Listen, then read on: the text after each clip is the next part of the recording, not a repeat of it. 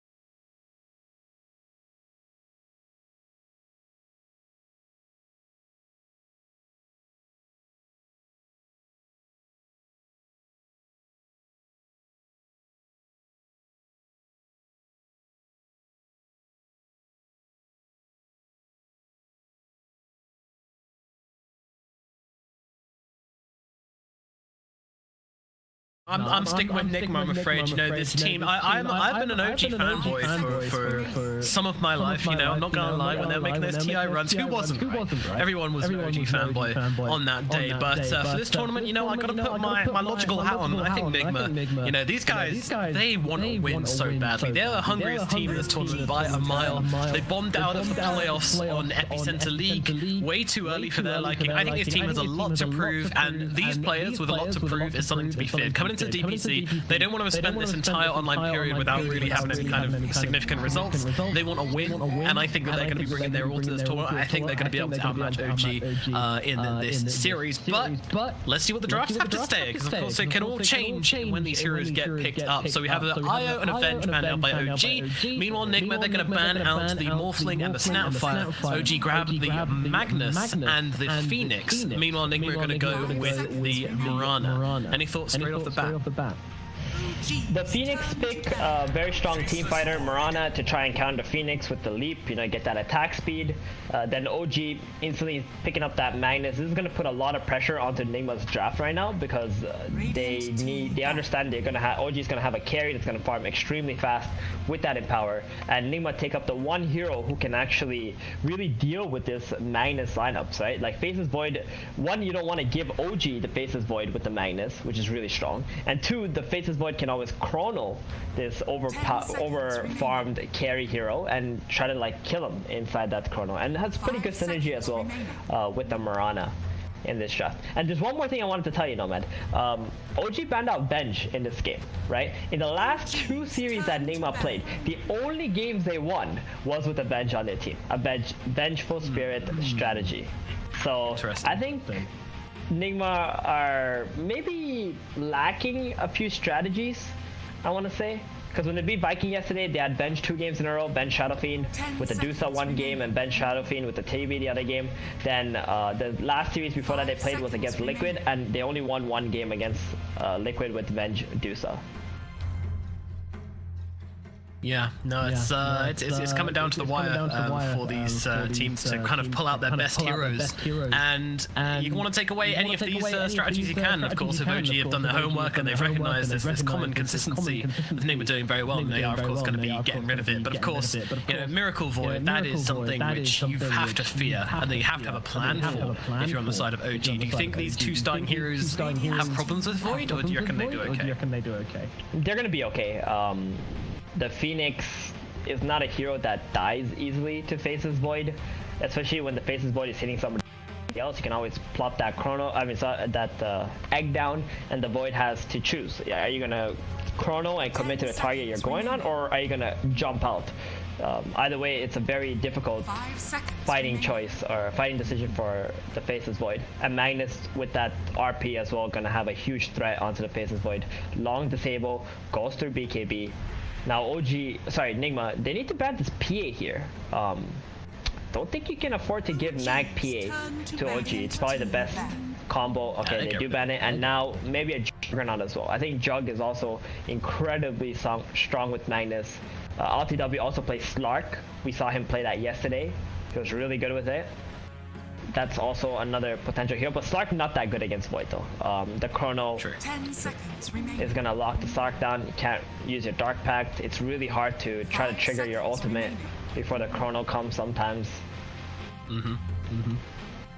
Yeah, I need to be thinking about these little synergies and counterplays. I'm wondering if OG will be considering grabbing Gel's higher in this game as well. It seems to be something they've liked playing into the Void in the past. A couple of other heroes are like picking into Void, the Shadow Demon definitely. So not seeing that one banned out yet, although fitting it into this draft might be a bit awkward for OG.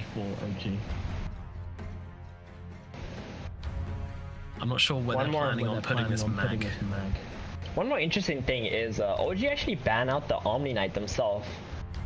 It could have been interesting if they were able to get an Omni Sven on their side. Yeah. For OG, because Omni's ulti is really good against Void.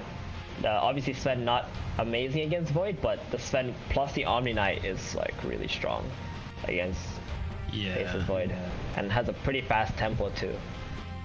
Do you reckon that's suggesting that we're might be seeing the Juggernaut coming out from OG then? Because obviously Juggernaut does not like playing into the Omni Knight. Radiant team. Yeah, it's possible. I would love to see a Jug here. Jug is one of the best like stack farmer with Magnus, and when he gets ahead, my gosh, it's so scary. The Mask of Madness, Omni Slash, it's like guaranteed kills on heroes. I think LTW plays that very well. Yeah, for sure. One of his favorites. Other options could be, of course, Lifestealer. We just saw him destroying a game. Could also be an option for OG, depending on what route you want to go down, really. But Nigma pick up the Witch Doctor. Okay. Yeah. So very, standard +5 hero that can just support the Faceless Void. You can skill up Voodoo Restoration in the lane.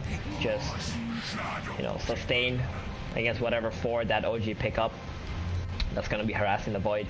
Your Death Ward also works outside of the Chrono, and then you hit the target inside, so you have some damage source there as well. Yeah. But there comes the Shadow Demon for OG, as predicted by somebody very smart. Don't know who that was, but whoever it is, they deserve a pat on the back. I like it. It's a save inside the Chrono. Solid OG. There's been a lot of Shadow Demon picks lately. I'm starting to really enjoy watching this hero being played. Who knows what happens in the next patch, but at least he was able to show himself. I will never forget one of those great CIS mess of the games where we had a Shadow Demon who built himself an axe, found a Refresher Shard from Roshan, and just dropped 6 Demonic Purges onto the enemy Shadow Fiend, who was absolutely massive, and just 100 zeroed him. There's nothing you can do. There's no counterplay. There's nothing you can do about it. If he drops 6 ultis, you're dead. That's it. No, you don't get to play. It was very amusing. So for that reason, I will always have a soft spot in my heart for Shadow Demon. We'll see that one day again. But Nigma with this 4th pick really burning through all their reserve time, and they're gonna go with the Slardar, amplifying the physical damage. Yeah, so this allows the Void to actually do that. Like, you got the Corrosive Haze in the Chrono, right? And it pairs up with the Witch Doctor as well, Death Ward. Like, you have that combo, that synergy there. Then the Faceless Void has some damage, and then the Slardar can also fight with the Void without the Chrono as well. You just Corrosive Haze, Void has, just amplify damage source, whatever. You don't really have to always fight without the Chrono, and this will allow them to be more aggressive. That being said, OG now pick up Troll Warlord, one of the better heroes against Slardar in the laning stage, so Slardar, we probably expect him to have a bad lane, and then he farms very quickly with Magnus as well, and that Whirling Axe is going to be really annoying in the mid game for the Void and the Slardar until they're able to, let's say, BKB it off or a Manta or something. Yeah. Well, there it is. Alrighty, we have the Batrider banned out by OG, and Nigma now getting rid of the Invoker. Yeah. They might want to ban the Viper here too on OG, or Nigma is going to pick Viper up. This is the last pick for we Batrider Viper. Like, these two are his top heroes, and I would not want Nigma to have a Viper this game. It's so good against Troll as well.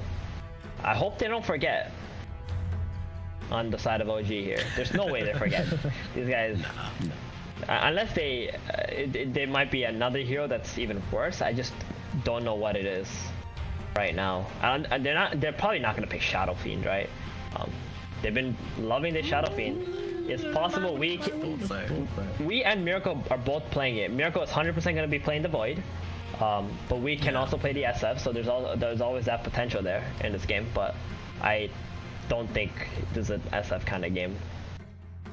It's definitely a Viper kind of game though. Viper against Troll, so nice. Razor is like another hero that's good, but it's like super subpar. There we go.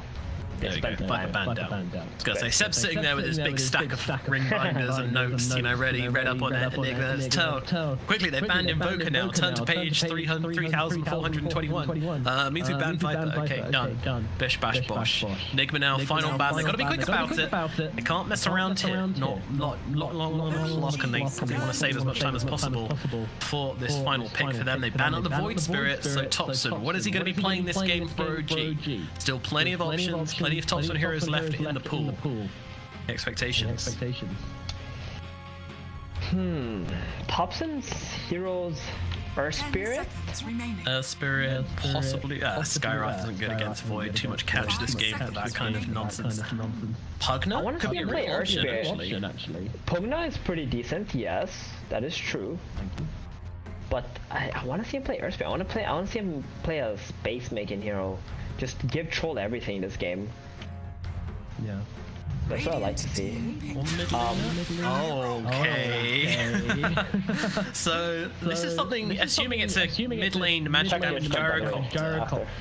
This is Nigma's hero. They like doing this. Interesting. Yeah.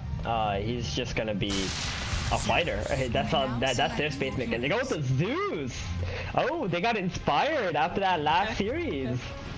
And they got the Zeus now, then lots of magic damage available. So it's that combo. It's the same combo that Navi ran. The Slaughter, the Void, creating a lot of physical damage, and then here's the Zeus that you can't really try to build pipe against anymore.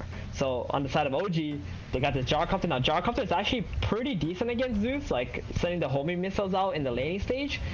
My concern is their itemization, right? You need a lot of armor, you need pipe. Pipe most important. So I wonder if Seb will actually go for that in this game. Yeah.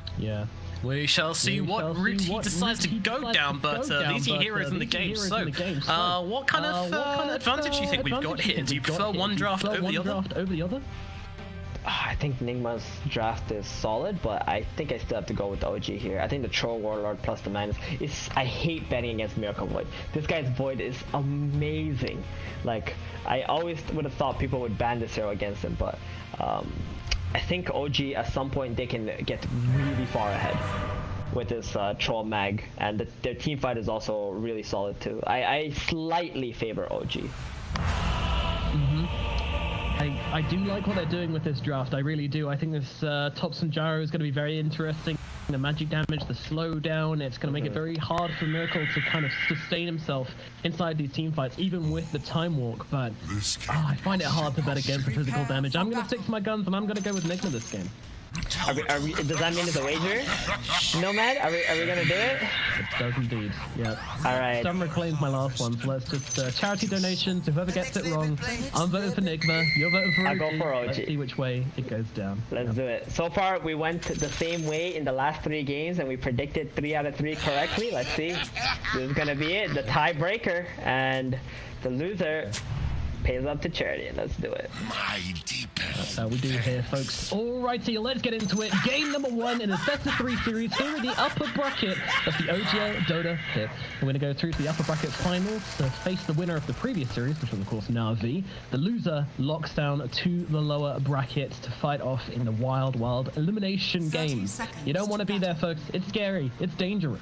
Oh yeah. Also, the patch just around the corner. Anything could happen. There's also a Vikings versus VP down there. One of them gonna get last place in this tournament. Very, very scary. Oh, Saksa getting found out by Miracle, but he has boots. He's not afraid. He might be afraid now. It's also paralyzing cask. That is going to connect. The arrow to follow. Oh, the arrow to mark from GH. Oh, it's so hard. They won't be able to connect that one. It's so hard. GH had to throw it like the same time the cask is going out. It's only a 1 second stun, and the Shadow Demon has boots, so he can like move to the side while the cask is coming. Yeah, it was not gonna happen. Unfortunately not. So that's gonna be no first blood for this team. Meanwhile, Notel and Mind Control having a bit of fun over on the side, just playing with one another. casting some spells. GH is coming across though. Mind Control does have this Slithering Crush. Could set up for another arrow here. GH, pressure's on this time. Coming to next onto No-Tail. In range, they will get. Arrow's going to follow as well. No-Tail locked down. I'm guessing this is going to be first blood. No-Tail, no counterplay. He's going to end up dropping. Nice rotation from GH. Oh no. The classic +5 giving away the first blood. That's going to be, he's going to be so happy with that on Mind Control. Up 300 some gold. Troll did deny 3 creeps though. So they actually lost a lot more experience than what they gained from getting that first blood. Yeah, a decent amount for LTW to try and make up for the fact that that No-Tail did drop. But yeah, I mean, Mind Control, he's going to have a rough time up in this top lane, so it's really key that he was able to get himself a first blood. That's going to mean that he at least starts the game with something, and hopefully he can springboard that into having like a somewhat decent time up in this top lane. Yeah. It could be a really impactful first blood if they can make use of it out of Team Nigma. It's such a hard lane though, Troll versus Slaughter. Bottom lane now, this is the interesting stuff right here. Faces Void and Witch Doctor versus Magnus Shadow Demon. This is giving me so much fun. Every time I see Seb, it gives me flashbacks to TI7. Like Seb Magnus. Of course. Every time he plays Magnus. So it's always fun to see. He always empowers his position 4. The position 4 goes and starts like hitting the support or trades better against the carry, like whatever it may be. Sucks are creating a lot of chaos right now while Magnus is freezing the lane in front of the tower. Dire's middle Trying to tower hold is under things attack. steady. Getting him in control for himself. Meanwhile, over in towards the mid lane, we have a very interesting lane here as well. We've got Weeha playing the Zeus into a Gyrocopter mid from Topson. Now, in case you guys missed it, the Gyrocopter mid was run, I believe, by Nigma in the group stages, I want to say, or maybe it was even in the first round of playoffs by Nigma, and I believe it won. I think it did pretty well. It offered a lot of AoE magic damage. It was a magic build, which we went for, and Topson is definitely going for that build as well. I mean, you know, it's Topson. If there's spells on the hero, he's probably going to turn into a magic build hero, and that's exactly what he's doing here. He's already got the null talismans queued up on Gyrocopter. I never really liked playing Gyrocopter into Faces Void because Gyro's a hero who needs to go into the fights, and Faces Void loves playing against those lineups because like you can get the easier chronos, you know. Whoa, ILTW! Oh no! Wow. He got killed while No-Tail was pulling. Oh no. He did indeed. Slithering Crush into the bash, into the arrow. It was enough to take him down, and that's going to be the Troll Warlord losing his life. Yeah, that's, you don't want that happening. Exactly. Mind Control now has 2 kills under his belt. It's supposed to be a hard lane, but he's actually top of the network charts already, like just because of those 2 kills.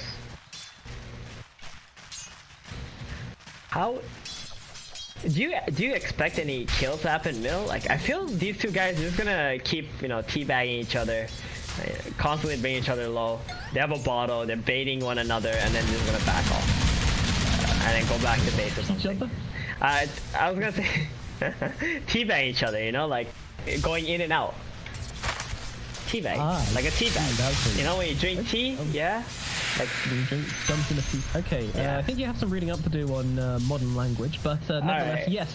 It is going to be a pretty even split in the middle lane, I believe. Depending on maybe some rotations, they might make the difference. Whoa, Nomad, I was not going there, okay? That is your dirty mind. Get your mind out of the gutter, Nomad. Come on now. Meanwhile, Saxa hanging around the edges of bottom here. Kuroki's back around on him though. This could mean that the Shadow Demon gets in some trouble. Let's see what goes down here. Miracle gets on top, pop on a time dilation. Coconut to follow as well. Is it going to bounce back? No, it is not. They're going to have to do it the old-fashioned way. Maledict comes through. Miracle needs a flash here, really. And Topson mid. Saxa's is going to run him. Topson getting jumped in the middle lane. They're going to be able to bring him down. Weeper and GH find a kill in the mid. Meanwhile, Saxa does just about survive that one, so he is going to live through that engagement. A lot of trades being made across the map right now. Yeah, that haste rune plus just GH coming in there with the leap, pressuring the Gyrocopter a bit. Allowing them to get a big kill. Now Zeus has Thunderguard drive. Fighting down here at bottom over the bounty rune here. It looks like the man is taking a lot of damage inside the Maledict, but he wants to try and get the kill, but the arrow connects from GH, bringing down Seb and saving Kuroki in the process. Saxa also running away on low HP. Has those tranquils, so should be alright. We doesn't unfortunately have the Thunder Gods to finish anybody off, but he did just use it for that engagement. Wow, this is very, very on the edge game from both of these teams right now. A lot of heroes coming very close to dropping and just about staying alive. GH actually missed the uphill hit onto Saxa. That was pretty much a double kill right there. That quick level 6 from Weeha after killing Thompson, I really don't think OG expected that. And they almost got heavily punished for it. They still did because Nine died, but if Shadow Demon also died, that would have been huge.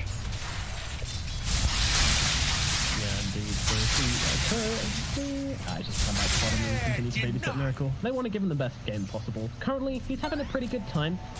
Pretty much neck and neck with IRTW on CS and net worth.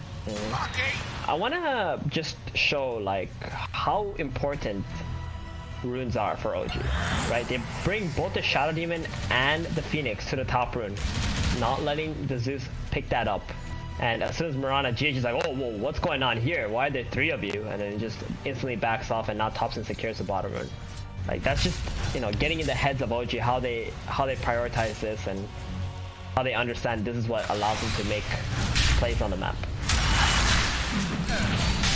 Well, Phoenix getting very low up here in the top lane. Can I finish the job though? The actions come spinning on through. The Starstorm is not enough, but GH will do it with the right clicks now. They're looking for revenge. LTW can't close the gap onto GH. He's still got another leap available and going to salve himself up and come back in. They might be looking for the play onto the Troll Wall. The Troll Wall trying to bring down Mind Control. Mind Control, he's got himself a Slithering arrow. Have an arrow available as well. This could be dangerous for LTW as he gets Slithering Crush. Arrow to follow. They're controlling him up so well. The 2 posts from Nigma stopping LTW from fighting with the Thunder Gods comes down, finishes the job, gets a kill for Weeha. That is how you do it, Nigma. That is so good. Man, GH is making so much space in this game. There's 6 kills on the side of Nigma, right? GH is 2-0 and 4. He has pretty much created all of this advantage that Nigma has built up in this game. No tail again. More. He's looking for no tail under the tower. Okay. Doesn't get the Starstorm hit. Won't get the kill. No tail. He's narrowly surviving. Creep wave just coming in on time, but they're gonna get that D ward. No tail did notice GH planting that. Not so bad. Only going backward. He has got region. Oh, he wants no tail. Yeah, he's got a foul, but he's going into this kill. TP across. It's not going to be there in time though. Mind Control's going to get the kill. LTW coming across for a bit of revenge. Throws down the axe. I think Mind Control knows he's dead here, but is he? Running around, gets the bash, running away, range axe finds him, brings him down. Mind Control does die for that one. Not entirely sure if that checks out as being worth it. What say you, Steven? Oh, you know it was not worth it. Thompson mid though. He was diving Wii. There's so much TP support coming in for Wii. Jeez, they really want to punish Thompson for that play, and it works out. Well, what did you expect? Yeah. It does come through in the end. I think Thompson needs to be careful. If he TP's back mid and Miracle sticks around here, there is a Chrono up plus Mask of Madness, he might just die once again. But instead they're gonna go for Saxa. They just wanted to get a kill. Oh, that's the courier. Oh, okay, alright, they bring them both down. That's good. I thought Motel was looking to help him out, but unfortunately he's not done right yet, of course. So that was just going to stay dead. Shadow Demon at mid, and they're looking for the tower. I don't feel like OG needs to try and defend this one. Thompson just walking back to lane. He's going to get here eventually, so no tower today, but still getting pretty damn low. Team Nigma. They're going to be happy about that. Opens up a real opportunity to take it at level 10 catapult. Yeah, Miracle has a healing salve and Master Manage. It's okay to just go back after this. There's a rocket coming in though. Oh, that might be a dead Miracle. Miracle. Oh god, that hurts. Meanwhile, Williams got the ultimate of the backline, trying to bring down Thompson with the Mount Economy. Will certainly fall, but they get the return kill onto Kuroki. We playing in the forever, but ILTW trying to get on top of him. Goes locked down with the range. He needs a net. Down. He doesn't really have the damage to get the kill though, so just a couple more actions thrown his way, and now ILTW will chill out and get himself back. I would say that was pretty worth it for OG. Not only did they defend middle, but they also get a kill. Trying to fight up, drops the RP down onto GH. He's solo. GH just needs one more right click, finds it, gets the kill. Double fall. GH gets the solo kill onto the Magnus. How is he doing so much damn work here? It's insane. Guardian level 7, top the fight. You know, and mind control. Oh, he got out the rocket. That was so close. Dire are scanning. Relevant chat line. Dire's middle Out right now. tower These guys are brawling. I mean, let's take a step back, take a breather, and actually have a reflection on how everyone's... No tail? Oh, hold on. He's trying to have some fun here. The arrow. Oh, we'll be able to dodge it out. Yeah, there was a ward there that watched GH throw that arrow out. So maybe if he didn't see that, he might have got hit by it.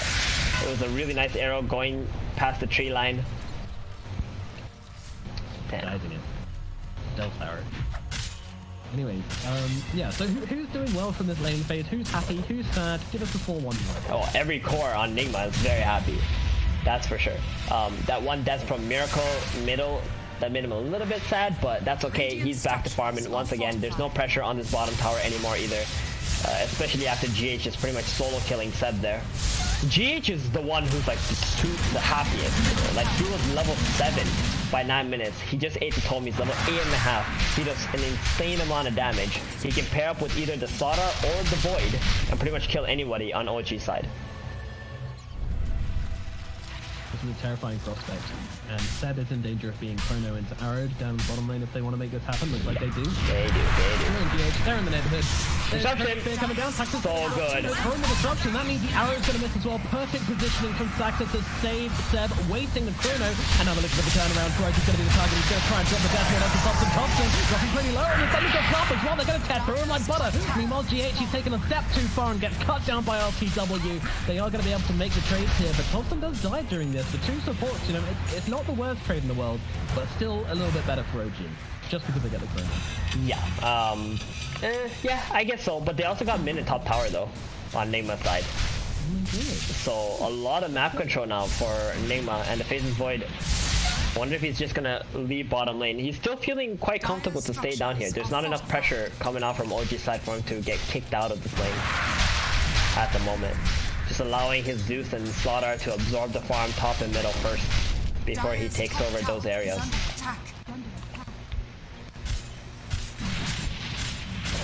I must say, OG, like, they made a cool play. Saxa was in the perfect place.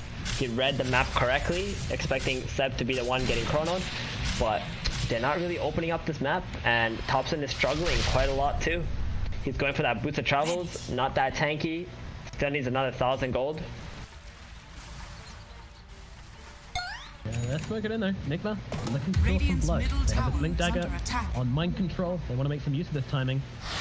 Could be the target. He's hugging that tower pretty closely though. This is not a subtle gank at the same time. Not much no-tail can do about it anyway as mind control comes on through. The lightning bolt will finish the job.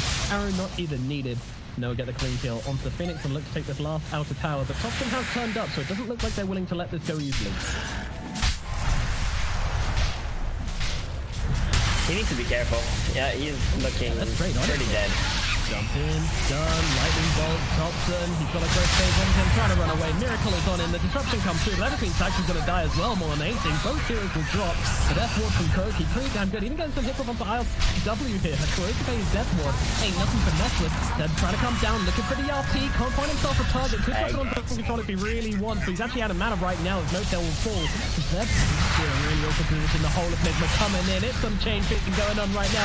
Mind control jumping forward, the plus one. They want to bring down RTW, pop the ultimate, try and turn around with mind control, getting himself at least one kill here would be something, but that's all it's going to be, just the one, as Miracle will put him to sleep, and they get themselves 4 kills on the side of Nigma. OG, a very scrappy defense off this tower, and it doesn't quite work out for them in the end.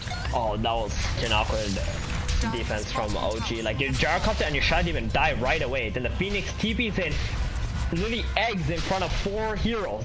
One of them being a Mirana, so that was so awkward. They could have just let that tower die and try to go in again once that Gyrocopter is alive, but very tough play from OG, getting completely punished. And I want to mention, that's Miracle with a Midas and a Mask of Madness who's been joining fights. No boots. Yeah, there seems to be the new hotness on the face. Oh yeah, not even boots, wow. Yep. Just here to try and walk in. Miracle's build. What he likes to do. How he do it? Nah, he's got treads. He hits very, very quickly. A lot of bashes. A lot of damage. I love Wii. Nigma seems to be in full control of this game. I was gonna say, I love Wii's gameplay too this game. He's just been so active. Like, after OGH, no way, dude. Oh, wow. This guy. They nail him. They take him down. He doesn't even need to see the targets to get the arrows off. He's actually ahead of the Magnus now in net worth. Goodness gracious, this isn't going how they expect. Mind control blink up to the high ground. Will be alright. OG, they actually might not realize they're getting jump kills. The Moonlight Shadow Heroes are making their way in. They're jumping onto this one. The Supernova comes down, but the Chronosphere comes down on top of it. Miracle just wants to take it down, crack that egg as quickly as possible. Seb threatening with GRP, but they're just keeping their distance. They're baiting him out beautifully. Seb cannot get off his spells. He's going to have a skewer in 1 second, but unfortunately, even if he does drop down that ultimate, it's not going to make much of a difference as they will finish him off. And now looking towards Roshan. Oh, guess what? We've got a Slaughter, so this Roshan is going to go down very quickly and do that Corrosive Haze, the minus 10 armor onto Roche. That's going to make them take it very, very fast. Yeah, Void does so much damage with these bashes too to Roshan. 16 minutes, 10k gold lead? Oh my goodness. I mean, Nothing great, is it? OG, it's not like they even lost their lane badly. It's just they're taking a lot of bad fights, and GH has just been dominating this game, man. His early snowball, and just he just kept pressuring them. It didn't matter. He was so high level 7, level 8, 10 minutes into the game as a position 4. It's just a dream. Yeah, it kind of feels like OG just kind of needs the space on the map. Therefore, they're forced into trying to defend these tier 1 towers, and it's not the best thing for them to do, but at the same time, they can't afford to give up that map space to Nigma. This team is they're far much quicker, regardless, and if they have any more map space, then get muscled out of the game. So they're forced into making very scrappy defenses, which don't actually work out that well for them. And now they jump forward, looking for Thompson. Arrow won't connect, but they've got that Haze onto him, so he could still be in some trouble. Lightning bolt coming on through. They've got a Thunder Gods if they want it. Need a little bit more damage to finish the job, though. Mind control. He's still chasing. He wants to be that extra bit of damage. Sunray's coming through from No-Tail to try and keep him alive. They will be able to save the Gyrocopter. A sweep up from No-Tail. Nice little 2-play from these guys as they keep each other alive and keep themselves nice and safe. Alright. He's falling on OG right now. That was a lot of space at least, right? They spent a lot of time just hunting this Gyrocopter. That means Magnus and the Troll Warlord were able to pick up a little bit more gold. Magnus really need that Blink Dagger to try and do something in these engagements. Jump in, stun out. They found themselves No-Tail. He was just not getting away from this one. Possibility of escape, but I mean, I kind of feel like there's been a bit of space for Troll Warlord to farm up a bit, find his space to get his BKB. He's got coming out to him right now. So. This is TP top. If he gets purged here, oh no, he bolts first. He notices that Saxo is still here. Very good play from Weeha. He's been playing so well this game on Wii. This is like one of his heroes. He has like 3 heroes that he plays exceptionally well. Thompson comes into the middle lane, gets that Chronosphere put upon him. Now it will not connect, fortunately, but Miracle's coming in, dropping the Chronosphere onto 2 heroes. That is a perfect Chronosphere, catching out the Phoenix, and that's a double kill for Miracle. Well earned as well, and he's even looking across to RTW. RTW doesn't want to pop the ultimate here, but might have no choice. He's going to have to pop the BKB at least. Now turns around, starts throwing some axes away of Miracle, but the 10-second BKB just does absolutely nothing for RTW as OG will retreat to their high ground and let Nigma take yet another tower here. Yeah, Miracle also has an Aegis, so he wasn't gonna pop that battle trance or anything like that, even if he did get a route onto the face of Void. He's gonna have to wait till this Aegis actually runs out, but Miracle has 4,000 gold in the bank. Okay. It's like, I actually thought he just got treads like not too long ago. The man's already got 4,000 gold and is about to take a tier 2 tower. We top. Target here in column to pull down and pop Zeus. However, hasn't he finished the job here? He will be able to do so. GH. Look at the GH as well. He might not be that safe. Meanwhile, No-Tail going down the bottom lane. There's homing this well. Coming towards the GH. He's got that heal set. The Thompson gets on top of him. He has got the rocket barrage. Trying to finish the job here. One more. Punching for the kill. Gets it. Gets the double kill. Kuro will finish the job on him, but still, that's a double kill for Thompson up here in the top lane. Very impressive stuff in this Gyrocopter indeed. That's huge. He just killed 2 people by himself who are actually more farmed than he was. Like, so the Gyrocopter can really do a lot of damage. The problem is, it's very weak against the Slaughter and the Faceless Void though. Radiant structures are fortified. Now LTW using the space the shots in this create to push in this middle lane, try and get a bit of damage on the tower. Sasser and Seb waiting behind, counter any kind of play onto LTW if they reverse polarity or disruption. They also got Miracle's Aegis, by the way, while that was happening top. Finding Sasser, if they ever Sasser will be able to turn around and drop down the dominant Percy. RP coming down onto it, and they might get the Void didn't have the damage. Yes, they do. The Void is dead, and they're going to go follow over the kill onto Mind Control. How are they doing this? They're looking for more. We're going to be the next target. They've got that homing missile coming out on Tim. Turing isn't doing much good here. LTW trying to close that gap. He's got the axes coming down. OG are not stopping. The train has left the station, and we get run over. Core on the high ground might be the +1 here. LTW and Seb, they're looking for it. Actually coming down onto Witch Doctor. Beautiful arrow from GA. So they're coming over the death wall. They're going to kill off the Troll Warlords. I don't believe it. The support duo from Nigma play it perfectly. They are going to lose Hero in the end, but by every stretch of imagination, I mean, they did everything they could to just pull something out of this one, and that's what these teams are so damn good at doing, just finding the clutch little moments to make things not quite as bad as it would be for other teams, but still, Nigma, 5-man wiped, absolutely fantastic from OG, pulling themselves well and truly back into this game. Still a big goal difference, but I imagine that's going to start to come down soon. Yeah, that was such a nice play from OG, just being very patient on that Magnus. As soon as Slaughter blinked in, like Mind Control blinked in, I really don't think he had any business doing that. He just got completely punished with that double RP onto him and Miracle. Troll Warlord doing plenty of damage when he gets that battle trance off.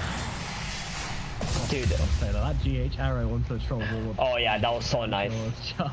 I mean, if it wasn't for that, this would have been horrendous. It was horrendous nonetheless, but you know, just the Troll dying meant they didn't lose more map control than they would have, right? And this Troll probably would have gotten, you know, more farm than this Void by now, had he not died there. Damn. Taking some big thick stacks. Miracle taking some more creep camps. He's finished off his Scuddy, by the way. So the Midas, Mask of Madness, then straight into the Scuddy. What's the reasoning for this build, this game? I think it's just for the heals from the Troll Warlord's Battle Trance. Then you got the Sunray. On top of that, it makes you just incredibly tanky. You don't really need damage output right now. You got damage coming out from your Mask of Madness, your Hand of Madness, and your Power Trance, right? The Time Lock is pretty much all the damage you need for the time being. MKB will be his next choice because of the Rolling Axes. So just gonna look forward to that. He does have a DD in his bottle now with the smoke and a chrono. That's pretty scary. Radiant are scanning. If they knew about this, they would be much more scared than they are now. They're actually smoking up into this. This could be very, very bad if they can get off their damage. They're going to lose no tail straight off the bat. They're going to egg them through. Might not get off the Supernova, does do so, but GH immediately jumping in, but they actually want to back themselves away. They're realizing it's right. The RP is huge for the RP, but it's countered by the Chronosphere from because he's able to take down 2, but now the RP comes out, and the ultimate Martin W chopping through the Faceless Void. Is it going to be enough to recover? Time Warp. They bring him down. The Void is out of here, and now we're looking for Weehaw as well. He's got the TP away. There's nothing to cancel. He's gone, but 3 heroes dead on the side of Nigma, 2 for the side of OG. These fights could not be any closer. Wow, that was so amazing. They first Delta split, right? And the Troll gets that BKB off before the Chrono comes off too, so he didn't really want to focus him. He had to focus the egg first, and then the Troll just pops the ulti, kills the Void. Meanwhile, Nigma, they wanted to help the Void's Chrono, but the Jarcop that came from behind killed pretty much the Witch Doctor and the Slaughter by himself. That was some crazy engagement from OG. Like, they read it so well. They understand the only big teamfight spell that Nigma has right now is just the Chrono. Just making sure that the Jaro and the Troll don't get caught together. They also have an E-Blade now on Thompson. Where does this guy get his items from? Like, he was so broke just a couple minutes ago. Now he has a full E-Blade.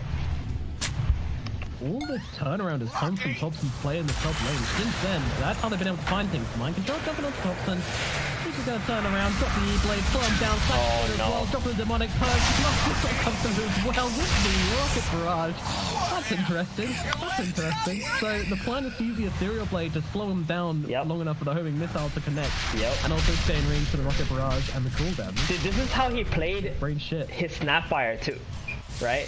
Just E-Blade, just pop people with all the magic damage. Like, he understands that's his job in the game. his carry is gonna be the one doing all the physical damage. He's just like pretty much playing Zeus, but with a creative hero, essentially. Other teams are picking Zeus, he picks Gyrocopter and beats Zeus that way. Radiant's courier. Talking about Zeus, he's going for the Blink Dagger next. Yeah. Makes a lot of sense. I think one of the reasons why they also... Oh no. OG, are they actually going to get away with this? Miracle's nowhere near. Nimbus in the pit. They know Okay. Alright. They need to buy 20 seconds for this chrono to be up. And they can't afford OG to get this Aegis. That is the counter to the chrono. Big counter. On top of the Shadow Demon disruption.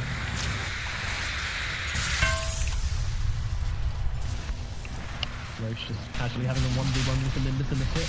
Everybody else waiting with bated breath to see who jumps for it. Roshan wins. Congrats. But these two teams, I think the situation's kind of been diffused a little bit. OG were just trying to sneak it, Nigma show up, and they realize that's no longer a possibility. But Miracle, he does have this Chrono Sphere. He definitely wants to pop it and find himself a hero or two. Yeah, then they're just gonna keep nimbusing, making sure that OG's not sneaking this. And OG are pretty happy to just chill and poison inside the pit. See if Nigma are trying to sneak this while their troll is just farming up. Like, this troll has overtaken the void. Do you know how disastrous it is to be having 10,000 gold lead at like 15 minutes and now it's 2,000 at 26 minutes? That is really bad. Like, yeah. it just means that Nigma just can't actually teamfight right now. But they can. They have good heroes for it. They just had to get the right angle. He canceled it. Fixed it. Oh, that was some toe curling stuff right there. If he finds the pick off, that's game changing, obviously. But a little too far with that. Dire's bottom tower is under attack. I would love to know the stat on a team who's up 10k gold at 15 minutes. Taking this very quickly. The arrow is going to connect though. It's actually connect on the I'll finish for Sean. Okay, there we go. Ace in hand. No, he weren't ready. That was really nice play from Seb, like trying to get that RP onto the void, but I think he was really trying to fake it, and then that lured Nigma away from the Roshan pit and allowed IOTW to enter the Rosh, have enough time to complete it before Nigma can actually show up with all their heroes. Because they all moved away from the pit to try and help Miracle Dire's bottom tower is with the set fake. So a lot of mind games going on. Setting up Big chrono. Beautiful 3-man chrono steal onto the support thing called the river. Now ILTW, he's not a support. He's a big boy. He just can take him down pounded by the death ward. Is there anything I can do about this, OG? Doesn't look like it. They are looking for the Zeus though. Topson finds a one turnaround kill. He's actually going up the high ground for more. Like he's got a Croaky, ready to wait him near his Zeb. Oh no, he's comboed up with a disruption or this combo here is Zeb makes a nice link up to the high ground. It's okay. They're buying time for Topson to do his thing in the back line. He's bringing in Toro and Geo to the other way around. I can't quite tell with this guy. He doesn't take down one. The field blade comes down on the other. Missile's going to come down as well. GH does dodge out the missile. And he actually knows he needs to get away. No way. They get the kill. Thompson, man. This guy is just playing his hero like it's 2025. Meanwhile, Miracle into the trees, making a TP away. They won't be able to find him. And he gets himself out. Well, they get that carry out of there at the very least. So Thompson's just going to TP them, keep on following Miracle. He doesn't have any health. He doesn't have a care in the world. Dude, Thompson literally killed the Zeus by himself, the Wish Doctor, and the Mirana while everybody was just trying to help the Troll Warlord and the Magnets like push away Miracle, right? That's just crazy. He literally just took on 3 heroes and killed them. Like that, the Zeus just died from the E-Blade combo plus just one shockwave from the Magnet. That's all the help that Thompson actually needed. Dire's top tower is under attack. Yeah. I'll be honest, it's not the ideal time to be finding the new OP combo of the patch, but you know, I'm enjoying it whilst it lasts. This is awesome.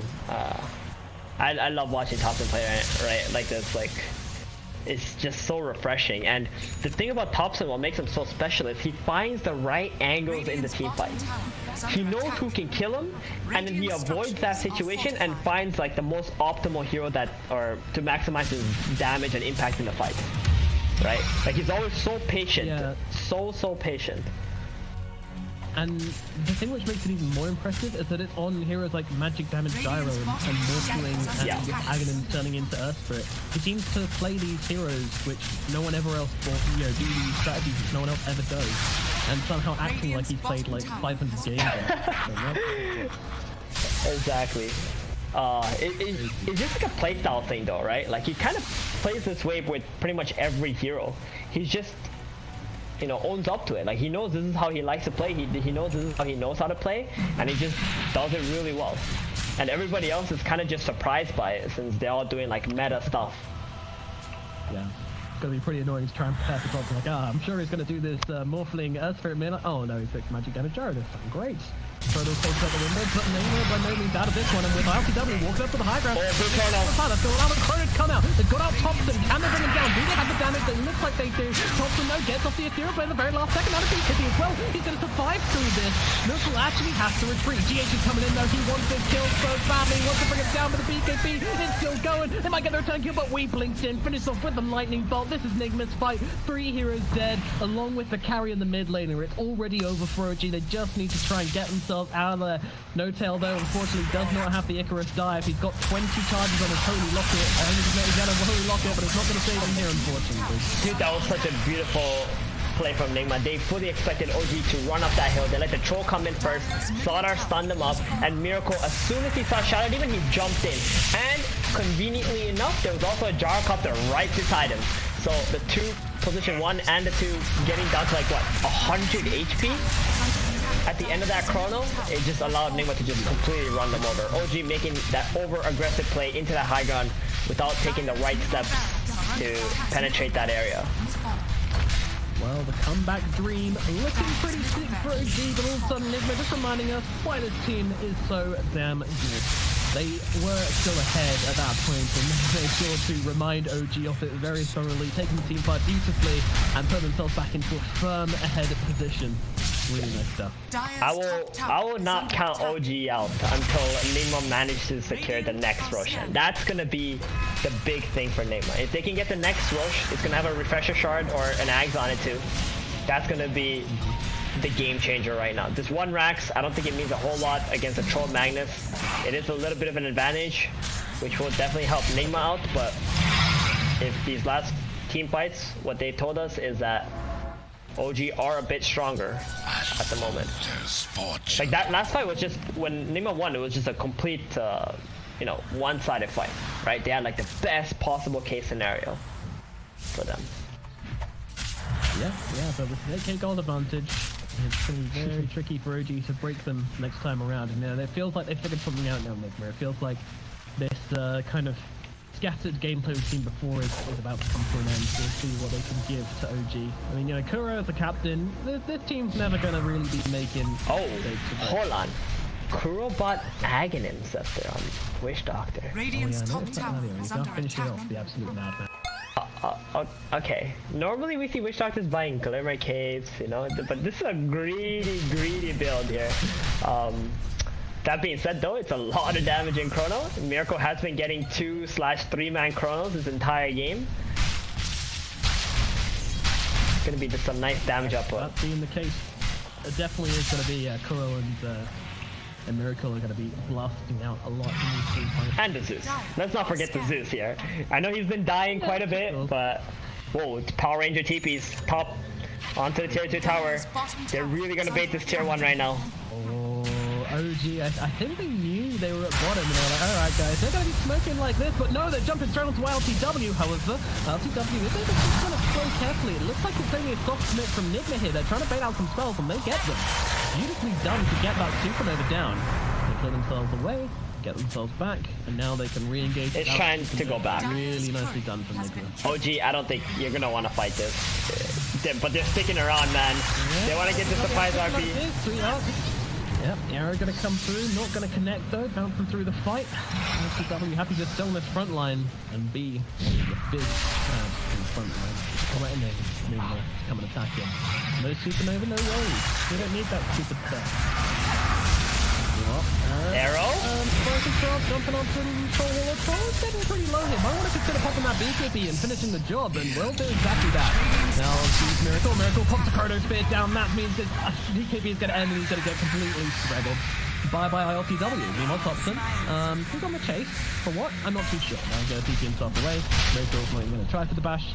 Lets him escape, and that'll be that. Okay, Roshan not yet up. 15 seconds.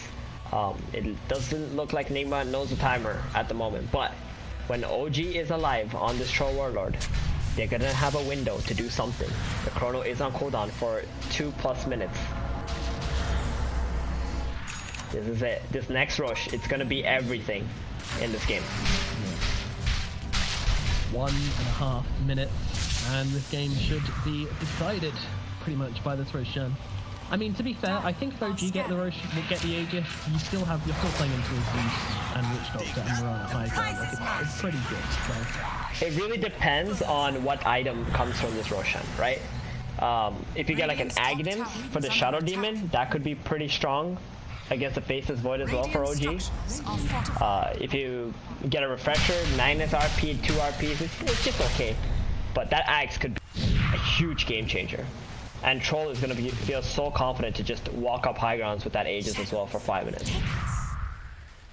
And Nigma, when they get the Aegis, we've seen Miracle what he does with Aegis. This is a madman. He does not give any sense about anybody. No, it's way too strong to give the way off Nigma. They will end the game without this next stage is unfairly good. It's going to be absolutely crazy. Roshan is coming up in 20 seconds. LTW ready and waiting inside the Roshan pit. Kills off the courier as well. Michael Josh leaving his in there to try and see when that Rosh respawned. Accepting the risks. Yeah, I really hope OG don't do that thing again where they fight without their supernova after using it. That was kind of awkward. Yeah. In the last engagement. I really didn't understand why the Troll Warlord kept forcing it. Oh. They're looking for Seb, they get on top of it and they've got the bashes coming on down. My goodness, that is a Magnus. Oh, sorry, I'm more accurately, that was a Magnus. That is no longer. You gotta buy back at least. But, they want more though on Nigma. They certainly do. RTW. Oh. Lightning bolt is ooh, that's gonna be rough, because Roshan is now alive. And Nigma have chrono up in 5 seconds. LTW, are you sure about this? He's a madman. This kid no breaks. The courier running around his face. Miracle basically saying, I see you. I see you. Is this gonna be a chrono steal? I've got a chrono steal. Yeah. How did you not get chrono? They need to fight. They need to fight. Guess we're gonna find out. Let's see. Thompson running up onto the high ground there. Up to take down Microsoft. Thrown off the bat. They've got the Zeus using some trouble as well. In fact, no one's coming to save him. There is no chrono steal. Meanwhile, inside the burst pit, he jumps in. Miracle is gonna be able to ground. Got everything. Grabs the refresher. Use it immediately. Locks down the Troll Warlord for the duration. Is enough. Yes, it is. Miracle finds the value and gets 2 kills. What a player. He brings them both down. Meanwhile, Thompson still trying to fight, but it's one man versus the world. But the man never wins in that occasion. He's going to fall as well. A dieback from Seb makes this really bad. Oh, that refresher shot play was completely beautiful. He got the Aegis, he got the cheese, he got the refresher. I mean, were we expecting anything else? The Troll was just doing the Roshan while his team was fighting and the Void was not showing. So, oh man, with that vision inside of the pit, such a good jump from Miracle there. So calculated. Nice indeed. He knows what was important, right? Like, not the Gyrocopter or the Magnus or the Shadow Demon kills. It was just steal the Aegis. The disruption was on point, but it was just too soon. And Miracle manages to get the Aegis as soon as he comes out. There we go. The high ground push begins. They have a lot of delaying strategies. They're not a lot of damage. They'll need to find what this one out. Oh, he's dead. Oh, yep, pressure drop the Satanic. Stop the Satanic. Oh, dodge it. Okay. Nice. No tail. Oh god. Oh, okay. That's a gem as well. No tail can't actually pick up. Gotta buy back. A little bit too painful inside that Nimbus. Yeah, he got arrowed on Saksa, and then Nimbus ulti got slapped. Dude. There's no stopping them now, although jump forward to Miracle. Pretty scary. LTW is back. They're putting back in 5 seconds, and they have the buyback on the Shadow Demon, which they're going to use immediately. Arrowed again. Buddy, falls pretty low. Taka comes in, thinking with the disruption. GH is just not missing. Supernova going to chase back. LTW needs to hit some creep to keep himself alive here. He's going to turn himself forwards inside that ultimate, but he's doing himself too much. The fact actually going to absorb the Nimbus hit, which keeps the Troll Warlord alive, but he really needs to go and get some HP for himself. He does have himself a Satanic, so could still heal up from that as well. LTW will be able to hold on here, but still big threats on the board from Nigma, and they're going to have the Chronosphere available in 18 seconds. It's very hard to see how OG hold on when they have this Chronosphere back. Extremely good call from Nigma just to back off like that. It must have looked so juicy to jump in onto OG while their battle chance is on cooldown, but you can just secure this game as soon as the Chrono's back. Miracle has been so on point with every single one of this big teamfight ulti usage. Cool. What are you doing here, buddy? He's doing a sneaky boy. Will anyone fall into his trap? Doesn't look like it. Not today. But it's very tempting to jump it. Might be more than tempting if they use the Thunder Gods to get the vision down. Miracle going to jump in the backline, try to find Seb, thinking about dropping the Chronosphere. Doesn't want to do so straight away. Meanwhile, the Nimbus comes down. Chronosphere, that is so good. Catches Phoenix and the Magnus, but he actually can't jump away. LTW gets the chain roots out onto him. Seb now going to drop the RP. They might be able to take away his first life, but he actually drags him back onto the tier 2 tower. Not quite sure if Seb wants to be alone with this Void, but they're going to chase them away. Interesting fight as they do bring down the Zeus in the backline. They can get him twice. The rest of the team, they're nearby-ish. But they've got a lot to do here. They need to kill Miracle twice over. With mind control waiting to jump in with the flash. Will do so, allowing Miracle to try and turn around. He's got that Satanic strike, keeps himself alive, but he is going to die. Aegis will pop. He has the chi. He is ready to come back for life number 2. Mind control also trying to jump in and help him now. Turning around onto LTW. LTW gets off the ultimate though. Fighting it with Miracle. Miracle can't win this engagement, or can he get to fight them into him? No way. There is no way. Supernova comes crashing down. Miracle dies for the second time around. Meanwhile, GH finds a pick on the back line, but now will be punished. Well, Kuro's going to be punished for it as he gets dragged back in by Seb. LTW with the double kill. They'll kill off the Void twice, and it all starts with a kill onto the Zeus. Yeah, he had no buyback available to on Weeha, and then because that Chrono that came on, he didn't manage to get any kills since he constantly got rooted, but a Troll Warlord actually kept his team alive. That was amazing. And then as soon as the Chrono is down, they can just chase him.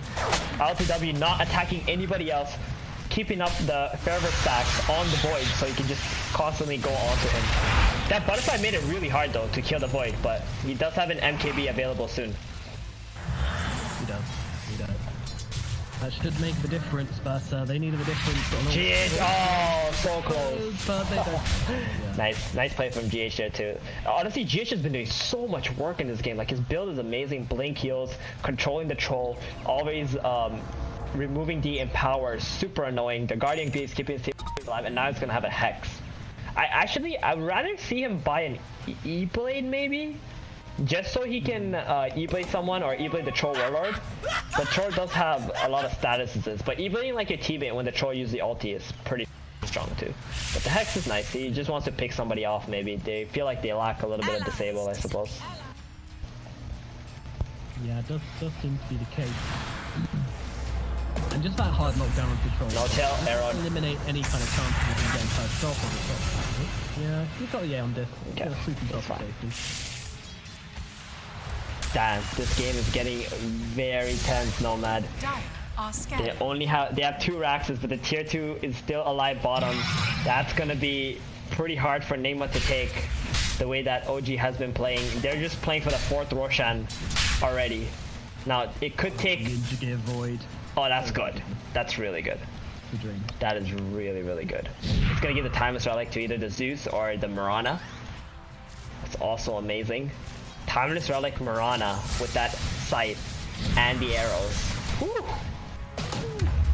It's gonna be some long disables. That's what we want to see. Level up. Yep. That's the backpack item if ever I saw it. Exactly. Gonna keep that. Gonna give him a lot of tower damage. Jeez. Well, but it doesn't look like anyone's keeping it. Kind of want the trolls just keeping it in the back. What do they have? Oh, they have a Shaco. Who wants that? Maybe the Gyrocopter wants that, but he's actually keeping the Nether Shell instead. The Spell Lamp, Magic Resist. I think the Shaco is probably better. It's a lot of HP. And he doesn't really need this gigantic mana pool. No, he's already got that one. Oh, and Seb is the one holding the spell prism in this game for their team. Prince is nice. That's a good item too for someone to take, possibly. You can get that hex onto the void. Yeah, I really like on Phoenix. It's good to kind of swoop in and blast it. But yeah, I kind of want to see the spell prism on the shadow. Oh, Kuro. Yeah, this big guy out of Prism. Microsoft up against this one as well. I mean, they are going to be able to kill up Kuro very easily. Microsoft needs to run himself away. Meanwhile, the backline. Jarakov is trying to go for the backstab play, but gets himself killed off. A misstep from Thompson gets him killed, and he has no buyback. This could be very costly. Yeah. Thompson's backstab plays can only work so many times in one game before they start to realize what his plan is. No-tail forced to pop that supernova right here with the shot of mind control. Wow, no bash. The wheels comes out, they're trying to control him up, but it's not gonna matter, or is it? The sun ray coming through, but he's got the BKB to keep himself alive. The OGA jumps into the flash, but the second turn around, drop the disruption. OGA could be the one in some trouble. He's got the hex out onto the Troll Warner, trying to control ILTW. He's got himself a battle trance available as well, along with the BKB. Not an easy target to bring down by any stretch of the imagination. Miracle still holding it back. They wouldn't use that Chrono Sphere, they'd rather just reset here. They'd rather just wait. He can't afford to die. He bought back. SW gets below as well, popping that BKB and Satanic, but healing off that creep near camp nearby. Himself healthy. Miracle waiting, looking to go in. That has no Chrono, remember, so his threats are limited. He actually used the Chrono with the Ninja Gear and now swapped into the Leveler for the extra damage, but Roshan is up. This is the big problem here. 30 seconds till the Jarakov is going to be back. This is probably going to be a free roach game. Yeah, free rush. What do we have in there too? We got the Aghanim's and the Refresher. Who's going to take the Ags? Maybe the Faceless Void. That's going to be pretty powerful. Slaughter and Zeus already have their own Ags, so they don't need that.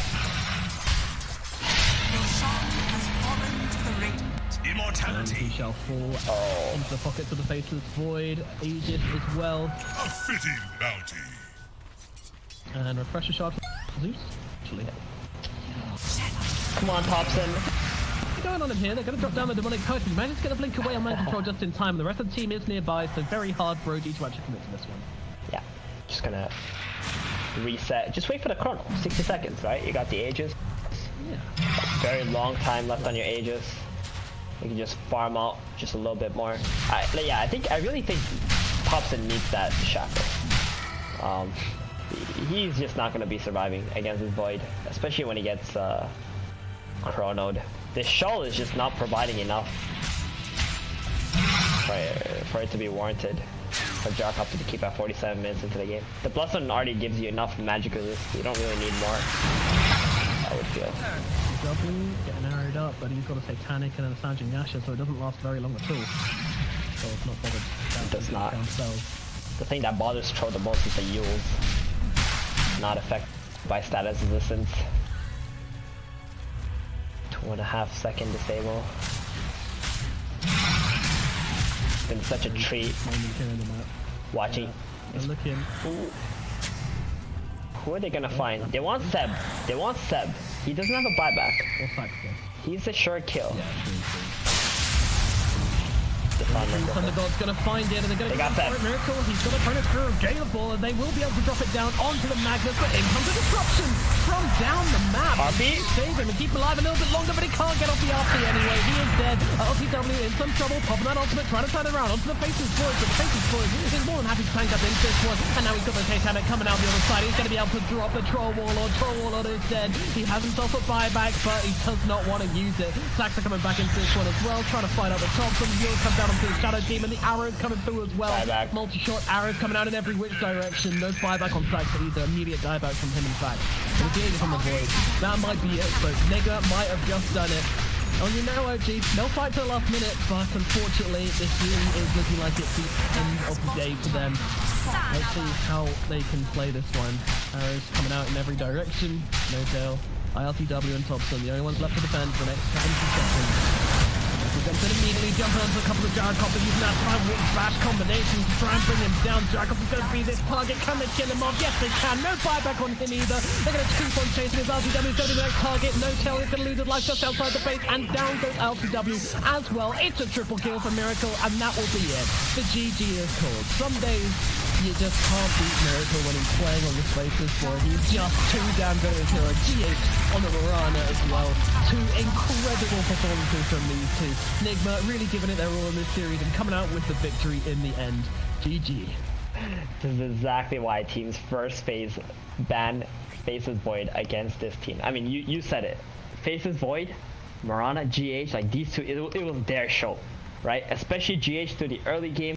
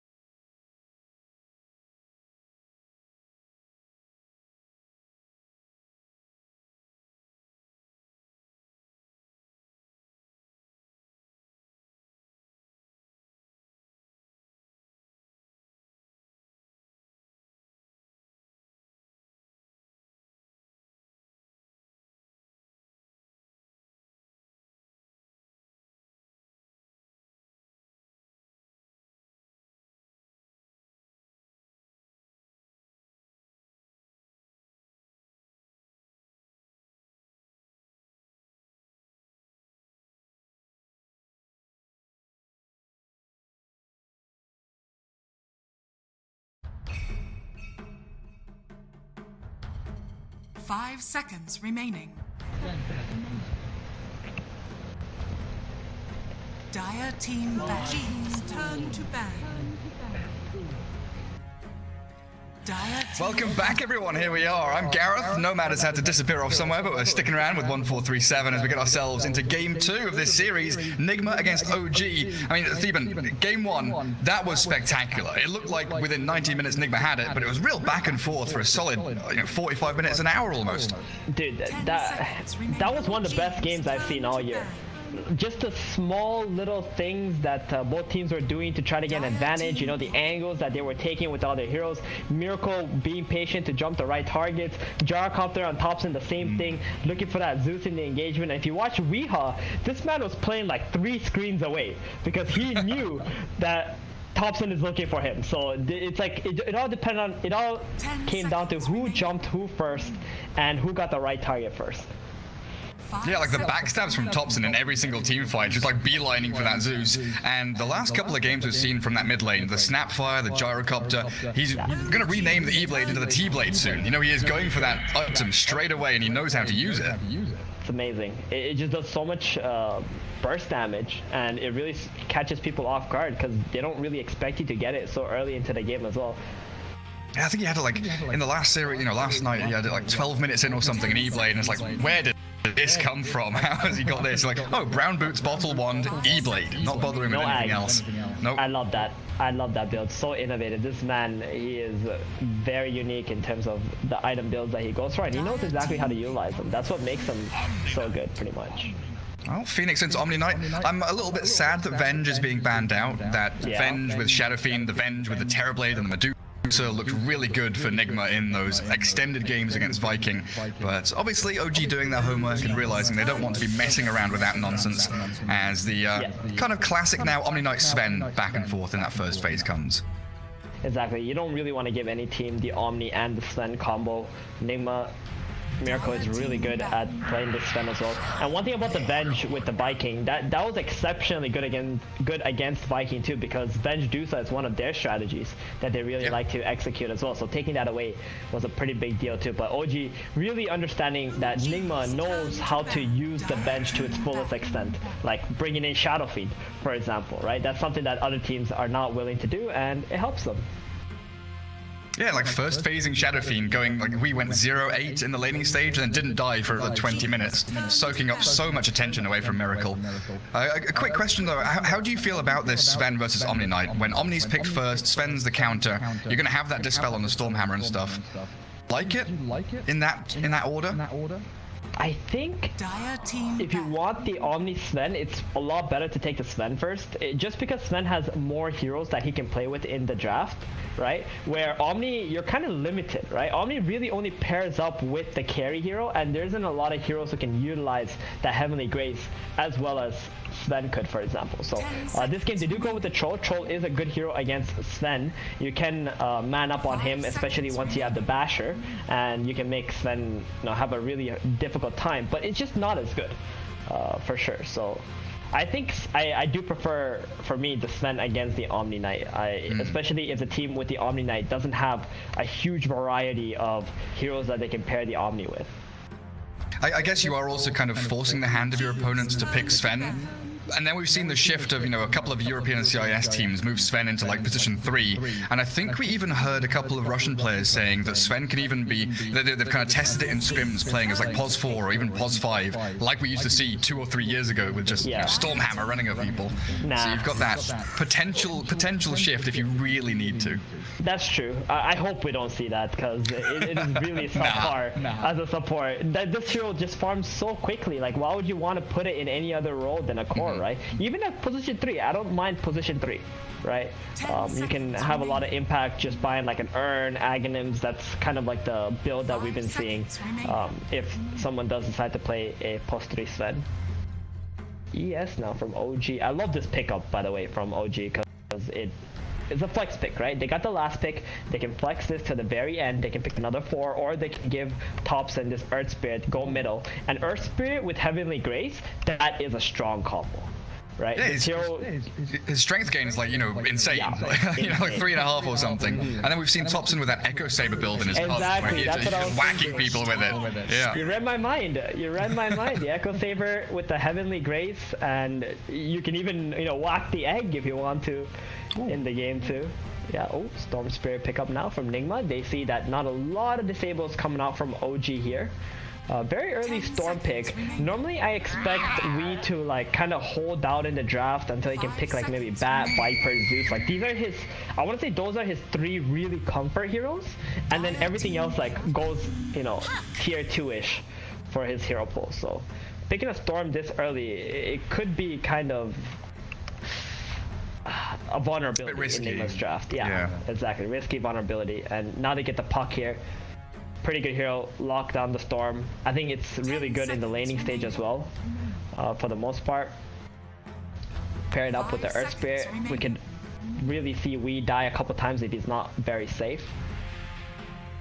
Yeah, then you've got cool little things, like into the later game you'll have the Aghanims against the BKB of Sven, for example. Kick through the coil, try and snap that and break it. The ability to play fast here as well, on Topson's puck. And with Nigma having Sven Storm in that first and second phase, do you think that Sven, they're considering moving him to 3 and leave Miracle's heroes to last? Because it always feels awkward having your 1 and 2 so early on. Yeah, it does, but they have like a plan, right? Like they know what they need to do. Like the Sven, he's gonna be the big farmer dude. The Storm, he's just there to be a disable essentially. And they go with the Darkseer. Okay, there's no way they have a 3 Sven anymore, right? They got the Darkseer up, so we can throw that out the window. We don't need to think about that anymore. But this is a pretty cool combo. You got the vacuum into the Stormhammer, and then the Sven can just, you know, cleave those heroes down. We might even see a Storm Spirit with an Aghanims this game potentially, but that won't be till like much later though. And I get that Storm black hole basically dragging everyone in with that vacuum as well. Oh, it's gonna be real tasty. That'd be pretty cool. Yep, and the Phoenix egg on top of that. That being said, I'm not so sure Darkseer is the best offlaner against Omni Troll lane. Troll obviously has the distance, and Omni can just heal you pretty much. If you ever go on top of this Troll or the Omni Knight with your Darkseer, you're gonna be pretty much like, you know, swinging HP there. You're gonna lose 90, he's gonna gain 90, it's not gonna feel so comfortable. I really didn't like the Darkseer as much, because this hero doesn't really win lanes either. It sort of just cuts creeps, gets XP and whatever. That means the Troll is gonna free farm quite a lot.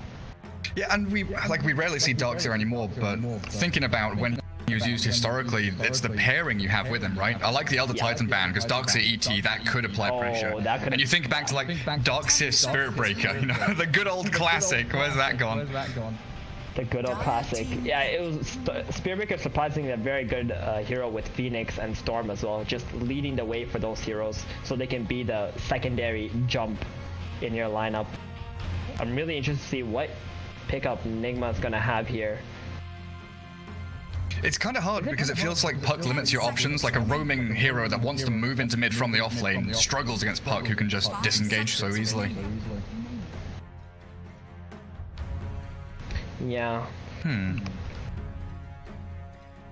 Tusk could be interesting, but it's terrible against Puck. Yeah, you're right. They have a pretty big Puck problem at the moment. Because like even like a Clockwork or something where you know want to be playing active, dragging waves, get level 2, it's like, wait a second, I have to play side lanes, I can't really move into mid. And also, who's going to be like tracing the activities of the Earth Spirit? Because right now, Phoenix, Sven, Storm, Darkseer, they all play the lanes, they don't really react to what's going on. And not only that, OG have the last pick, so they could put the Puck into the offlane and pick another mid hero if they want to as well. And hey, they go with the it's there. It comes back. Oh, wonderful. Wonderful. Oh, well, I'm excited. I'm super excited now. Get it going, Nigma. Yeah, Darkseer, Spirit Breaker. This might be a Kuro Spirit Breaker. 10 seconds remaining. And then a GH Phoenix. And they might just like swap the lanes that they're playing in. Like I said, it's pretty cool with the Storm and the Phoenix, just to be that first guy who can just go into the fight. That being said though, like, they have a major Puck problem this game. And on top of that, the Heavenly Grace is gonna make it annoying for you to lock down, you know, the person that Omni throws that onto. Yeah, like Storm's Orchid timing is going to be really pivotal here, it feels like, for we. Just to have that ability to actually catch and kill anybody. But yeah, I think you're right. You know, Spirit Breaker hasn't been completely out of, you know, pick range for a couple of teams this year. We've seen Puppey, and I'm pretty sure we've seen Kuroki, like you're saying, play it at least 5 times this year. You know, it's not a lot, but it's been a handful. When Puppey played it, it did not look so good for Team Secret the last time I remember when he played Spirit Breaker. Maybe he had another game like after that, but that game wasn't looking something that's interesting. Bloodseeker. Okay, so that's gonna be the 3. Not the easiest hero to bring down. Has a lot of HP. Can have a lot of armor. Yeah, armor, sustain in the lane. Saksa is just going to drag the creeps for the Bloodseeker and then just leave him pretty much in the lane by himself. Sven Phoenix not going to have a whole lot of kill threat on the Bloodseeker either. And he's a very fast hero, so if you use your lockdowns on the Blood or have to try to kill the Puck, then you don't have lockdown for him, or you know. It's looking a bit hard, I think, for Nigma to catch people. That being said, their team fight looks insanely strong. Yeah, they're 5v5, especially if Mind Control gets that kind of Arcane's mech going, maybe heads into some more of those teamfight aura items. Their group up, their big death ball is incredibly potent. Yeah, and we do see the Kuro Spear Breaker this game. GH will be on that Phoenix, so we're not going to see a super tanky Spear Breaker, but definitely going to be providing a lot of vision for his allies with that charge. And LTW on the troll again. He's going to have the backup of that no-tail Omni Knight, of course. Time for his redemption game. Yeah, and I guess Kuroki now is going to be that hero that actually will be able to react to the movements of Saxa, of Topson. You know, Puck, level 6, level 7, does like to TP to one of the side lanes and make an active move. And you know, with Darkseer and Spirit Breaker being so tanky, it might limit the options of OG to actually get things going early on. Yeah, they do need to do that though, because if Weeha starts to get punished by this Puck plus Earth Spirit, it's going to be very hard for him to come back. And not only that, they are counting on the Orchid to be the factor that can kill the Puck, right? The Orchid before the Puck hits his Yules is how you're going to be able to shut him down. Because if you don't shut down this Puck, then you're going to have a huge, you know, catch problem on the side of Nigma. Yeah, and that killing troll before Battle Trance gets used as well. You've got pretty limited stuns. But I guess Darkseer with a vacuum, he can be that disruptive force, trying to deal with these team fights as they come. Helm of the Dominator is not really an item anymore, is it? I'm just thinking of what other things to do, but it really kind of has to be the Arcane's mech build. Exactly, it's just gonna be a Guardian Greaves and just try to buff up your allies, kind of thing. We're gonna see Mind Control pushing a lot of lanes out though. Like when he plays Darkseer, he's so focused on just creating space by getting the lanes out, letting the Sven be in the triangle area, just farming it up, and just waiting for the timings of the Sven, and then going to group up together. I don't really expect a lot of like offensive plays from Nigma because they can be punished by the Puck and the Bloodseeker, right? Like if you think about the drafts, it's gonna be so hard for you to enter the jungle of OG, into all these big early game small skirmishing teamfight skills that they have. I guess the same thing could be said the other way though, right? You know, dire side, we see a lot of teams when they've got a hero like Sven, they kind of make that barrier in front of their triangle, and they've got, you know, a hero mid, a hero bot lane, and then one hero is kind of lurking in the jungle a bit forward somewhere. And sure, you've got Puck, Earth Spirit, the ability to gap close in, but then you're walking into, you know, Charge, Supernova, Storm who can get on top of you. So Miracle can have a pretty good game here as long as they can build up some stacks for him. That scaling Sven is still going to be a real beast to contend with. That's exactly what they're looking forward to. So both teams just interested in just, you know, farming up their 2 carries. They don't want to be the ones making the overly aggressive move because it's easily punishable from both sides. We might see a little bit potentially of a slow game if both teams are respecting each other's skills, but we might also see the biggest, scrappiest Dota ever, because both of these teams have very low cooldown skills and they're willing to throw it out. I'm waiting for the top E-Blade on Puck now. I've just had a thought, like, hang on a second. You mentioned the Yule Scepter against that Orchid of Storm, but it's Topson. Yeah. He's always there to create havoc and chaos. Yeah, the E-Blade, I'm sure he'll eventually get on it. He's probably having like Second that item. phase, you know? Everybody goes through that phase where there's like an item where you think it's so OP and you're just trying to like see like which heroes you can fit it into. Maybe that's it for Thompson right now. What's your item? What's my item? Did you have a phase of, you know, Hand of Midas or Mask of Madness or something like that? No. There was a phase where I was like winning so much MMR. I want to say like 500, 600. I just played position 4 and I just bought Guardian Greaves every game. Oh, okay. That was my phase. It was a very boring phase, to be fair, right? Because in matchmaking, you know, people, they like to be very selfish. So when you buy this Greaves and you just like beat this tanky guy, bait things, and heal up your allies, they just get super surprised that they're so much stronger than they actually are. I'm the team player. Yeah, I mean, when I pub stack with friends, it's Radiance. It is Radiance time. God. I love role playing as, you know, Alchemist on any hero. I don't want to talk to you anymore. Hey, there was like a JDL game back in the day, like a league game where I was playing position 1 Ogre. Yeah. Radiance Manta style. No one could kill me. I was so tanky. Very. We're ending the conversation right here. Yeah, that's where it stops. We're done. Just be thankful I don't do Midas into Radiance. Anyway. Oh yeah. No Tail and Sax are already getting hit in onto Miracle. Sven's going to be standing up there with GH Phoenix. Troll Warlord for LTW is up there as well.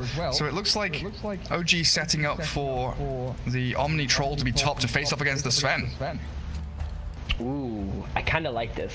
They're going to be able to harass the Sven out quite a lot. They're just trying to slow down the farm of this hero. And Seb realizes that he can pretty much, you know, 1v2 against Darkseer. He's got so much sustain with that Thirst. This is one of the old school counters to Bloodseeker with the Blood Rage in the past, but now Blood Rage is your Thirst, right? So you just scale up your Blood Rage, Thirst, and you have like pretty much infinite regen. And Darkseer gonna get some of his creeps denied. He's gonna fall behind a little bit. Spearbreaker not really gonna be able to help out the Sven until maybe the Darkseer hits level 3, the level 2 Ion Shell. And using that, he can TP top and maybe get like a surprise kill on them. That's what I would like to see actually from lane off this game. Yeah, it's a really nice setup from OG. And they're also blocking up that top hull camp, so Phoenix not going to be able to drag the wave back. And then in that mid lane, of course, Thompson up against Wee, the Puck versus Storm. That should be an interesting one. Already, Thompson with the... Oh yeah, straight onto mind control at half HP. They're just not hesitating one bit. Every time this rolling boulder is going to be back up, they're just going to keep on going on MC here. Sax is going on to Kuro to try and stop that wave drag back. Should get a decent amount of damage onto him. My goodness. Oh, he goes for the courier though. It's down Sax's little puppy. Oh, Sax is trying to drag the large camp into it as well. Seb's going to be able to farm that up though. Good play from Kuro, just dragging it back around. But that does mean he's going to miss the creep wave in front of the tier 1 tower now, unfortunately. Oh, my control's trying to body block it. Oh. Sax is body blocking the other wave. Oh, he gets 2 of them. That's good enough. That's good enough. That'll keep the wave in front of this tower. But there's also Iron Shell Creeper going to Seb. Yeah, very true. So Seb's going to continue getting that complete free farm. Throws a Blood Right just to make sure that Saxa is guarded up. I love how this is like the end of the patch and we're seeing a Bloodseeker Earth Spirit lane against Spearbreaker Darkseer. Solved patch? Question mark? Yeah, that's crazy. Yeah. And Kuro just about gets the charge back to the creep wave. Yeah, expending a lot there just to keep themselves alive and allow mind control, like you were saying, to get up towards level 3 as quickly as he can. Oh, mid lane, a very tight fought battle. Burning through a lot of regen on both sides. Thompson and Wee dropping pretty low. And now both of them within kill threshold of each other. You know, one Vortex or one nicely placed illusory orb could take each other down. Exactly. Thompson did not go for the winning Rift build. He does have the phase shift to dodge the right clicks from the Storm. So not gonna get that surprise burst damage out of nowhere, at least onto Weeha. But Weeha is gonna be pressured up by this big creep wave that's going to be coming in. Doesn't have that bottle yet. Oh, there's the Vortex into charge. And Topson waiting with Fairy Fire. He has an orb and a face shift. Get himself away. Jump to the high ground. Barely escapes. Oh, that was incredibly tight. And has the salve. Like, Kuro made a really good call to just TP mid, try to get that surprise kill. But he did not have the great bash. Yeah. You were still level 1? Oh. You were still level 1? Yep, I think so. The creep wave just died, right? It was like a pretty big creep wave that we had just managed to finish. It was still level 1. Unfortunate for them to not get that kill onto the puck. And then Topson with Saxa lurking. They do have vision on the Earth Spirit, so we shouldn't get caught off guard by this. Still gonna get rolled on though. Wee's walked into it. Boulder smash there, and Topson, that Fairy Fire buys a second of time, but first blood is spilled. Very big first blood. The bottle was on the way to Wee. He did not want to lose out on all this experience middle. And GH gonna keep him in now. Hold on. That means Miracle is in a lot of trouble now. He does not have a support in his lane. Miracle's going into a jungle, I think. he doesn't know what to do. Yeah, you can see him stepping, like tangling up. Do I go left or go right? And No Tails Omni Knight is going to come across and try and find him. I'll roll into bottom. And a charge. They've got Iron Shells going. Bloodseeker throws the Blood right down. It's good damage, and now the Thirst kicks in, so he's speedy. Gets away from Darkseer while the Spirit Breaker body blocks under Saxa by Mind Control. Allows KuroKy to walk it off. And these Iron Shells doing a lot of damage, but they've got the stun into Blood right. Saxa about to fall, but it's the trade out for Seb that he'll be really thankful for. Yeah, Saxa dying, or Nigma, we're going to be very grateful for that Hellbear Smasher doing that little bit of extra damage onto him first. So at least they get a trade on the side of Nigma, because that was just a dead MC. And you look at the CS as well, like top 3 all green. Oh, you're right. Oh, he's got a haste. Catch him? He doesn't want to pop it yet.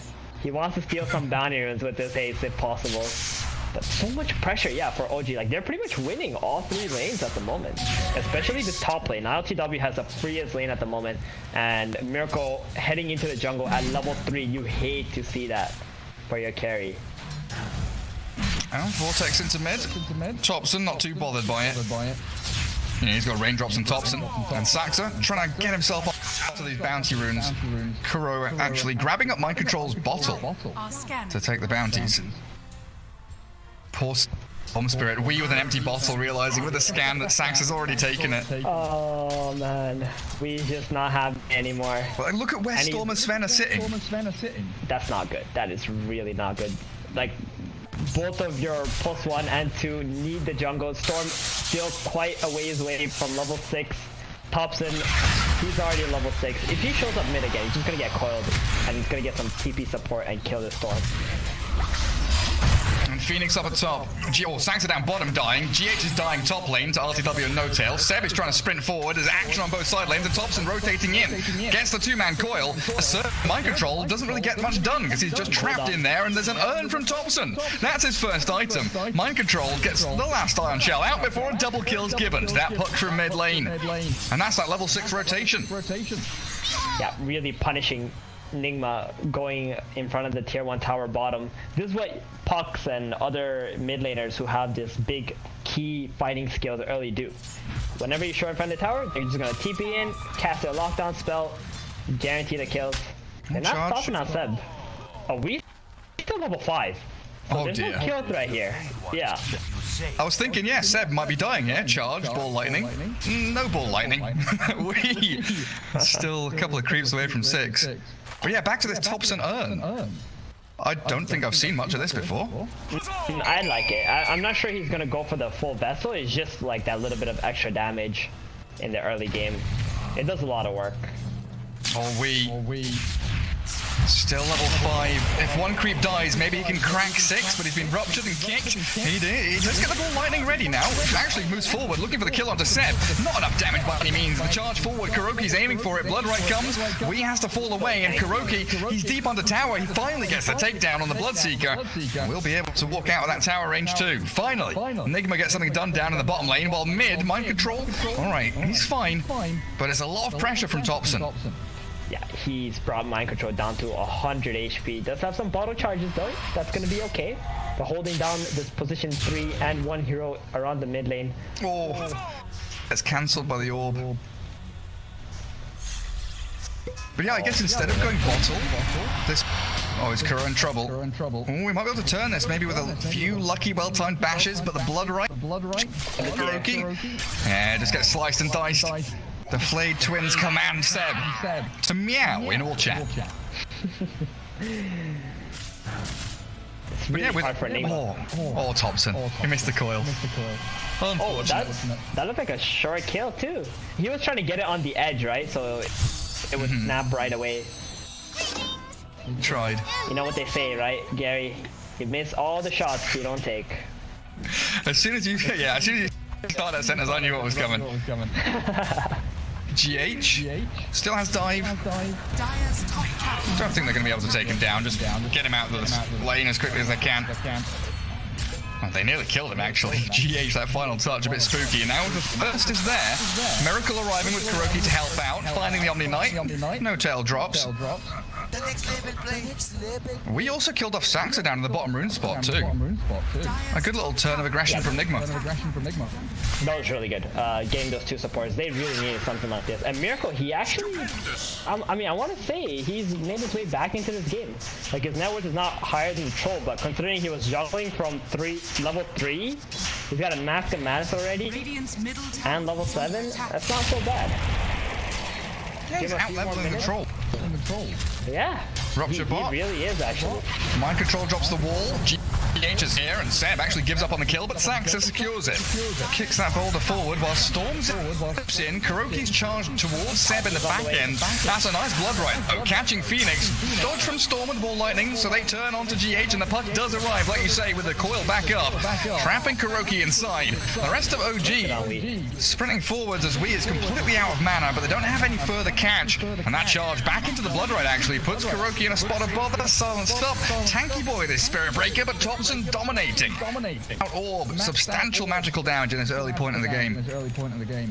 Yeah, the orb and the urn together, just doing crazy amounts of damage. He actually missed the coil onto Wii there. He tried to do that edge play once again. Didn't manage to hit Weeha. Heavenly Grace. Gets Thompson. Yeah, they want the fight for the bounty. They don't want to give this bounty to OG, but they can't help it. Puck is just too strong this early into the game. Also asserting a bit of dominance around those ancient stacks as the God Strength and Vacuum back finds no tail. Seb rupturing the Sven, but GH is here with the Sunray to heal him up. In comes Saxa, big magnetize, kicks away the Miracle Sven as the Storm's aiming on the puck, Ball Lightning away there, and Saxa's actually just fallen. Thompson thinking about the orb and the Blading Rift in. It is still a pretty good fight for OG if they can just launch themselves towards that big target, but Miracle, he's bought enough space for himself, he's life stealing. Up off the creeps, finally dies to Thompson, jumps away as that Dreamcore does keep. Mind Control Dogs here held in place, but he's falling. Phase shift away from the fiery spirits, the Sunray burning through the Fairy Dragon, but it's a double kill. Thompson really playing out his mind to skirt the edges of that fight and just about escape with his life. Wow, that Omni Knight came in at the perfect nick of time to drop the Purification and the Heavenly Grace onto the puck. Like every little second that Thompson stayed alive there mattered so much. And they managed to kill the Sven. I mean, Miracle, he made a very surprising play joining that team fight with the Surge and the Iron Show. I think that was the right call, but maybe just stuck around a little too long and ended up dying. Meanwhile, Troll Warlord has just been farming that whole entire time. And it was that situation we were mentioning in the draft, right, where Nigma want this high ground triangle area. There's planting heroes in front of it, taking fights around those bounty runes. And OG, they really do like contesting. This level 10 puck. Coil is ready in a few seconds. Oh my goodness, you called it. Look at Thompson's quick buy. Yes! He's he's baiting us, right? He's listening to the stream with 5-minute delay and he's like, casters, lol. No. He's real. This is real. This is his phase right now. Real E-Blade puck, guys. E-Blade phase. Here we go. Should have a timing before Sven BKB too. Right. The thing is, we have is like far away from that arcade. That's the problem. He's only got 3,800 net worth 12 minutes of the game. He's been suffering quite a lot because Sven has been taking the jungle. Nice coil. They've annihilated these two. Kuroki and Mind Control magnetized up. The Storm zips back in. They've got a pretty decent wall and a Supernova there too. Thompson in the midst of it all. He's not got many spells left. Tries to orb Jawn, but Kuroki with Mind Control both fall, trading for 2 in return. Seb wanted to join into that fight, running forward with some pretty hefty movement speed, but it's all space. You look at the troll and he is racing towards Battle Fury. He is, but I must say that was probably a trade for Nigma here. I think they're going to be very happy with that. We were saying how like the team who's the one like leaving their defensive place and going aggressive is going to be at a little bit of a disadvantage, and that's what happened in that last fight, right? Like Thompson dying there kind of hurts because he was 7-0. And Miracle was there to pick up some gold for that engagement as well. He got the kill, like 500. Actually. Yeah, some gold. Decent amount there. RTW showing his face in the mid lane. Thompson toying with them. Rub from Seb. Miracle's gonna get healed up. With that Sunray and Kuroki.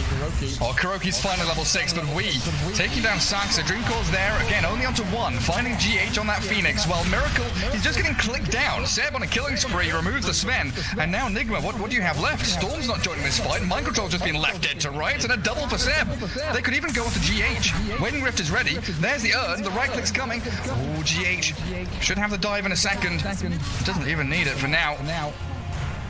Yeah, they did not expect that OG was going to commit onto Miracle there. They were trying to make their own play onto Tail, and just didn't work out. Fighting in 2 different places at the same time for Nigma. Bye-bye, Kuroki. That was the first fight where ILTW actually showed up in the engagement, like trying to take that tier 1 tower, and we can see how strong OG is if ILTW is also available to take the fight. And it was without Saxa, right? Because we killed Saxa somewhere else on the map. 4v4. It is going to help Saxa, we a little bit to get to that arcade. Thompson. Oh, no, that's not what you wanted. That rod of Atos. Seb is there, ready to strike, and now they've ruptured up Miracle. Thompson's about half HP, has the 3-man coil, orbs forward. The rest of his team trying to get in there with a nice rolling ball in. They magnetize up 3 of them, and Nigma in a lot of trouble. They've got a good supernova trying to zone back OG. They do fall back, but now striking again as Thompson falls. Sven, though, does get removed by that troll ward and Earth Spirit in the end. Pretty good defense by Nigma, but losing 2 cores off the back of it. Not only that, one of the cores was the Sven. Like, he's the one hero I feel like on Nigma's side who cannot afford to die. You can trade anybody else, that's okay, but the Sven is just falling further and further behind this Troll Warlord, and it's already a very hard matchup for the Sven, especially playing against this Rupture. Do you think at this point Thompson's pretty happy just throwing his life away as long as RTW survives? I don't think he's ever happy throwing his life away, but he's willing to take fights. Like, he doesn't really mind if he ends up dying as long as it's good trades, right? That's what they're looking for. And Miracle is the best trade that he's gonna get.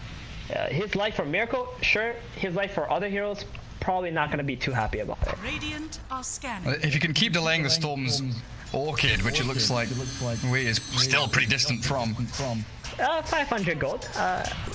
We could say, right? Yeah, 500 gold away. That's the recipe, right? Yeah, it's still pretty slow though, right? Normally we see Brown Boots Orchid Storms come out around, I want to say somewhere between 11 to 14 minutes. Yeah. But we have been really struggling because he didn't have the access to the jungle since Miracle had to take over that early into the game. Radiant's middle tower is under attack. And they will be aiming for that BKB Sven timing. Should come in around the same time as this Greaves for Mind Control, because Arcane's mech is here.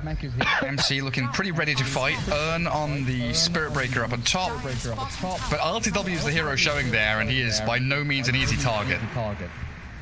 No, he's not. He's always Look at the rest of OG. Battle trends to also buy enough time. Do they see the Sven? They don't know where he is, but they might. Oh, he's walked into the camp. Seb, very close, nearby. Oh, they walk past the courier. They're going to go for Mind Control instead.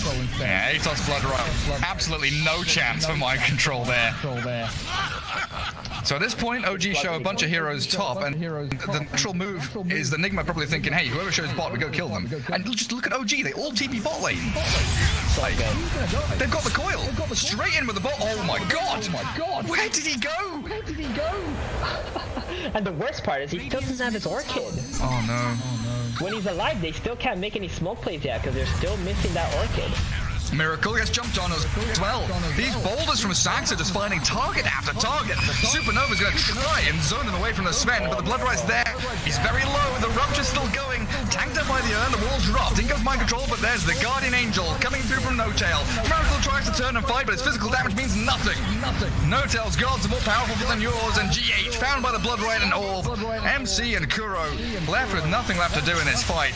Storm maybe with a zip in and a vortex, focusing onto that puck, but No-Tail's backup plan that saves the heals and Thompson's in again. Good bash and kill on the puck at long last. And we thankfully does survive for Nigma, but a roll in, Saxy, he is hungry. Might have overstepped for a second though. Roshan, oh my god, okay, that's what's happening. Sax is rolling in so they can't contest Roshan at all. They just soloed it. Yeah, I mean, he notices all of Nigma's heroes on his team is pretty much fighting 4 versus 5. They kill the Sven off. He just walks into the pit. He doesn't mind. He has that Morbid Mask up too. He didn't even need to use the DD to take the Roshan. Does take it after he gets out.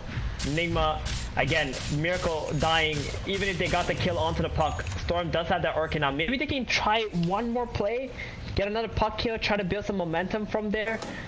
But it's looking really rough for Nigma at the moment. They really need this Sven BKB to even stand a chance. And Storm has Orchid now. Darkseer gonna tank up the coil. And again, Saxa pairing up with Thompson, kicking him and snapping it. Nice little net comes out from the Darkseer, but he's still trapped inside the Blood Right. And Storm Spirit has a long dip away, but look at who's waiting for him. We down to very low mana. RTW's there, it's going to be catching him. We is still, he's dying.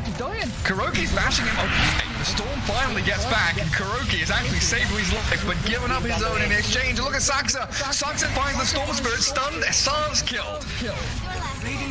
25 to 15. Nigma really don't stand a chance. Yeah, he got ruptured on Wii, and I was so surprised that while he was zipping, he did not TP out. So he got caught out by that Troll Warlord. OG are just so fast on this map. They don't really care about all these creeps. They're just looking at hunting Nigma down. They're walking into the high ground. They want to make Miracle come back to the base and defend this high ground so it's not farming and split pushing the map. Yeah, just going straight up there. Why the hell not? Force the wall. Back up a little bit. Smoke. Fake back. Where are they going? They got a ward as well. They will see if anyone on Nigma walks down this high ground. No, LTW just frontlining. Oh, check out Saxa. This is it. He's gonna try to find Miracle. Oh, cancel his TP. He wants to catch him so that his team can TP in and try to kill Miracle. They're looking for kills on him, but he notices that Miracle is not farming the Ancients here. He's gonna go back to his team instead.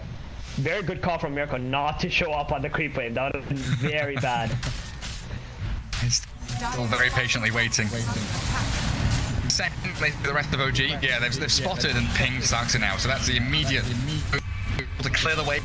Thompson's on his tail though. E-Blade slows him down, has the coil capped up to the Sven, and in comes the damage and the stun from Saxa. Kick and snap the coil as elsewhere, Weeha has been slain by LTW. Obliteration by OG. As, oh god, they're going into mind control. Ruptured up, RTW finds a double kill as the troll is going wild. Kuroki, he's gonna get netted up and trapped inside the Blood Right. It looks like he will before Seb will even fall. GH can't get the takedown on anybody. And that Your Scepter, it buys a second of time. But Phoenix without dive can't retreat from that hungry troll with a triple kill for LTW. And all they get is the Omni Knight too. So Nigma losing their carry top to 2 heroes and losing the fight 4 versus 3 near the Tier 2 tower. They could not go onto the troll. He's got the Aegis, so they always have to try to go on Omni and Bloodseeker. That allows LTW to just freely hit in the team fights. And the first lane of barracks. Nothing to stop them. I feel like I've not clicked on it except Bloodseeker in a while. You've got Rod of Atos, Pipe going into Halberd next. So even when that Sven gets BKB, if he gets preemptively Halberded, that's just it. Yeah, this Bloodseeker pick was just really good for OG. Not only is it great laning into the Darkseer, but this Rupture against the Surge, and when you throw that onto the Sven, it makes it so hard for them to have any impact on Miracle. He's got so many good targets as well. It's like Phoenix Dive, Darkseer Surge, Spirit Breaker Charge, Sven who wants to be running around chasing people. Whoever he ruptures, really in for a real nasty time. Yeah, Storm's pretty much the only one he doesn't want to use it on. Yeah. He's just ball lining away. Oh, look at that. Nearly kills. Wow, that damage. Holy smoke. Oh my god. Yeah, nearly takes him out. Where's Thompson? He's middle. I was fully expecting Thompson to just come out of nowhere and just snipe GH. They're aiming Thompson for the Orchid. He E-blades himself before they can finish him off. Vacuum back into the wall. Not going to work out for them as the Supernova coming down. Thompson does fall and Miracle getting some good damage in. Finally the Guardian Angel arrives from No Tail. Miracle surge, BKB'd up. Charging forward towards RTW, but that's a troll with a basher and a battle trance. He turns face and he mashes into that Sven. Miracle's down, no buyback, and unstoppable is what RTW is. Into GH we go. Kuroki tries to bash them back, but OG unstoppable at this point. Phoenix, Bloodright doesn't tap him, but the final little axe thrown by the troll will. 2 full lanes of barracks gone. Troll Warlord just looking absolutely invincible in this game. I mean, that was Thompson pretty much dying without really accomplishing anything, right?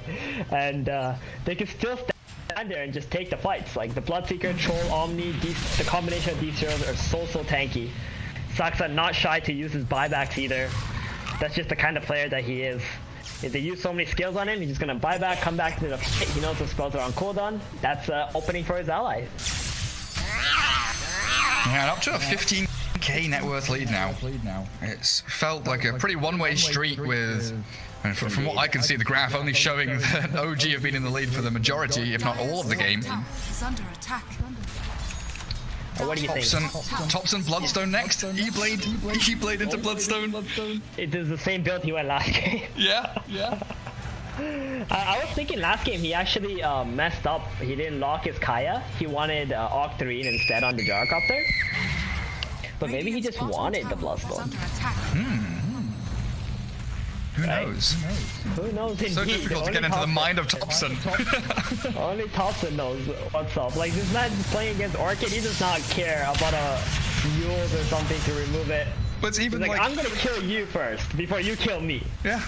It's even like that TI Gyro Diffuser Blade game, you know, it's just like, oh, I told my team I have Diffuser Blade. Yeah. They didn't, no, I didn't say anything, it was like, guys, I have Diffuser Blade, let's fight. Okay, let's freaking roll with it. Believe and trust in Thompson.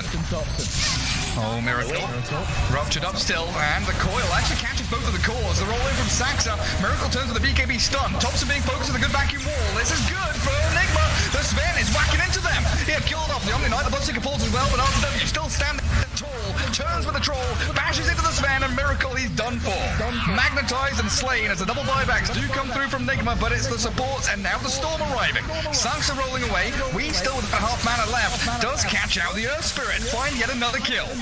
Where's Thompson? I saw an orb. Ooh, he's low HP. E-blade. Gets off the phase shift. And Wee is completely out of mana. Purification gonna heal him up, and Thompson jumping back towards other targets, and ILTW finds the dieback in Kuroki. Nothing to stop the mind control TP home. And Storm Spirit does make a pretty quick Weasley escape. That's 3 buybacks on the side of Nigma. Good defense inside of their base, but it's not gonna be good enough because ILTW, he's the big boss, right? You don't bring him down, your base is gonna be in trouble. A lot of trouble. He's got 12 stacks already. They're not gonna be able to defend it at this rate. It was like a pretty perfect vacuum. The wall, the Sven was in position. He wants to go back. Lacking the damage. He's just waiting for that BKB. 1 second, and there it is. Storm gets the vortex on him, and then what? RTW turns and fights him. The Bloodright catches before the ball lightning comes, and that is real sad for him as Miracle insta-bash. No TP home after being raptured up by Seb, and GG called. All tied up, one apiece. That was just so one-sided. I mean, this is what happens when you lose 3 lanes, right? Like Nigma, they had this draft that works well in the mid, the late game if they get their levels up. But, you know, the Sven got kicked out of the top lane. He was just level 3. Then bottom, the Spearbreaker and Darkseer were not really able to accomplish a lot. This is one of the reasons why we don't see Darkseer in the current patch, because whoever he lanes against essentially has free farm. And that's what happened with Seb. Like, he had free farm, Troll had free farm, and then tops in mid, you know, Earth Spirit helps him get a first blood onto Wii, and then he just kept dominating from there on out. Yeah, it looked like Nigma had a couple of decent fights around the ancient stacks, around that triangle area, but it was just relentless. Like, it never stopped from OG because they didn't rely on any like cooldowns. You know, okay, you defend us once with Supernova, with Vacuum Wall, with God Strength. We're coming back, you know, 30 seconds later, and we've still got this E-Blade Urn Bloodstone Puck running around chasing you everywhere. LTW after what, 12 minutes was like, yeah, I'm gonna.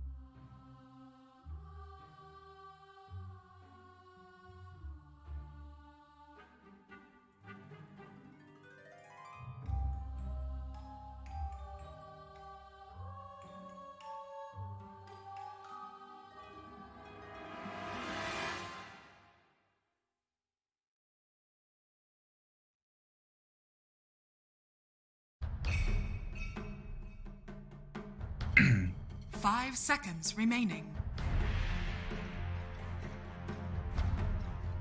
OG's turn to ban. Dire team ban. OG's turn to ban. Welcome back, everyone. Here we are with our third and final series here in the upper bracket between OG and Nigma for the Dota Pit Season 4 as we get ourselves into the draft. Game 1, Game 2, both pretty damn exciting with Thompson's item builds always being shown off. And, you know, Theben, what are you thinking about this one? Venge is banned out, so we're not going to see that nonsense from Nigma. Anything you want to see from these two sides? Venge, Morphling banned out. These are the two things you expect both of these teams to up right away. I'm expecting another Omni Sven situation again. OG, if it ain't broke, why fix it, right? So let's see if this time around Nigma actually decide to give the Sven away to OG, try to counter that combo. Yeah, I guess Phoenix being banned also means you don't have that response that Nigma had, and OG with the first pick again. Taking a bit of time on this one. I do like that. You point out the Morphling ban, you know, Thompson, even when it's banned, he's role-playing as Morphling with other heroes, like Snapfire with Puck with that E-Blade. You were right. There it is.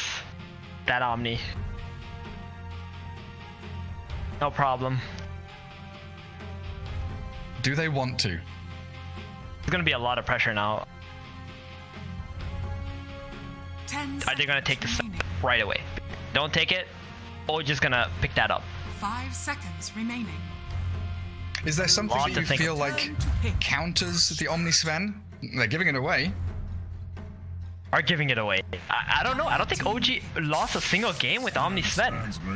Mid one had like a 95% win rate or something whenever he played Sven. Oh, wow. Swapped carry role.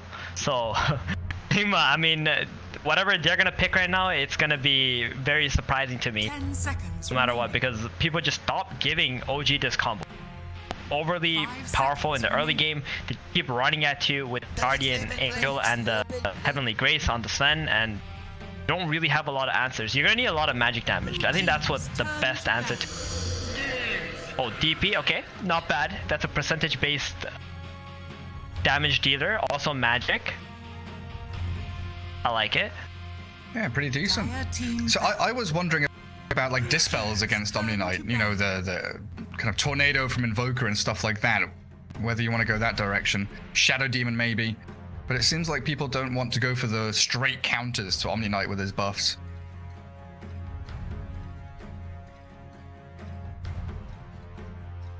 Ten seconds remaining. 5 seconds remaining.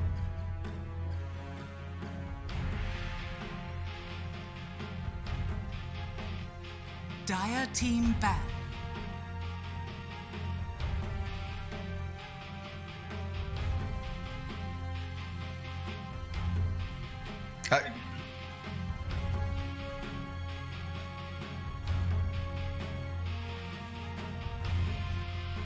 Ten seconds remaining.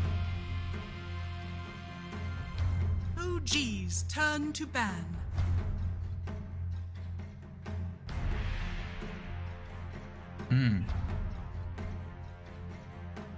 Oh yeah, like balance I still feel is underrated. I know Lacoste goes on about it a lot, but this massive like 500 AoE, this, you know, what, 7-second duration level 4, 8-second, whatever it is, ridiculous silence duration.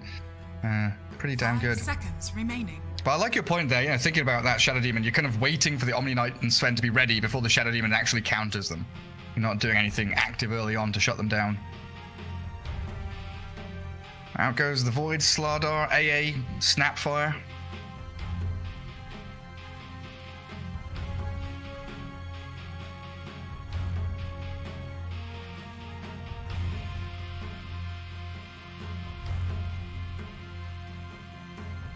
Dire team ban.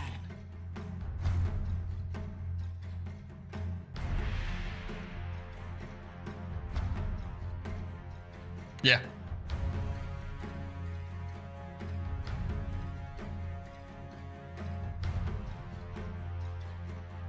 Ten seconds remaining. One of those sneaky picks he does pull out. And then Ursa Ban, a hero that we've seen do pretty well against the Sven as well, being able to, you know, chase him down, kite him. And that Enrage allows him to tank up even, you know, you're talking about the duration of Guardian Angel. You've got that Enrage to kind of tank up through that burst as well.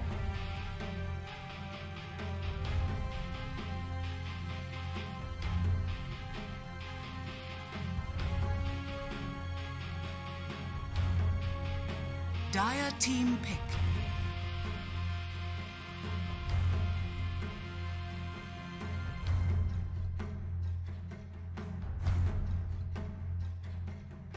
Yeah, he sure does. Hey, also the fact that, like, Ursa against Phoenix is pretty good. You know, Phoenix is incredibly popular as well. Overpower against the Egg. 5 seconds remaining. Against Sven, we've seen, you know, people kind of starting to favor heroes like Terrorblade. And you get to a real nice timing kind of just after the Sven does, and then you've got that range advantage where you touch him once with a Skadi and he's no longer able to chase heroes down. Might be something that they aim to later.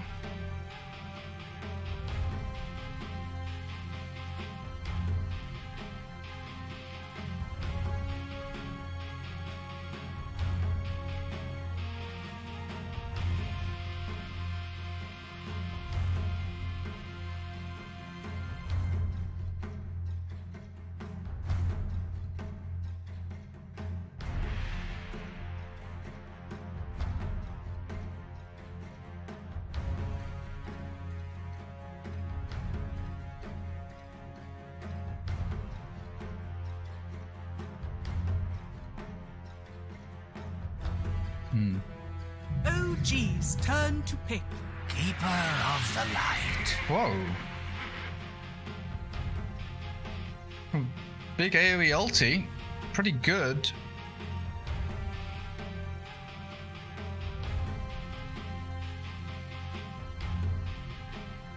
seconds remaining. Yeah. 5 seconds remaining.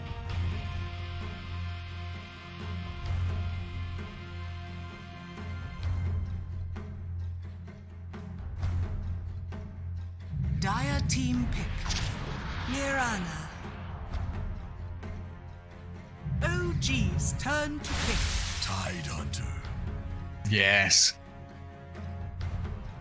That's what I was kind of thinking about talking about in that third pick before Kotl came, was Tidehunter against Sven gives you a nice, big, beefy boy to actually frontline with, fight with the Death Prophet, but also like Tide Earth Spirit, that dual lane, very hard to kill, and they just keep putting pressure on with like, the Gush build seems so good recently. 5 seconds remaining.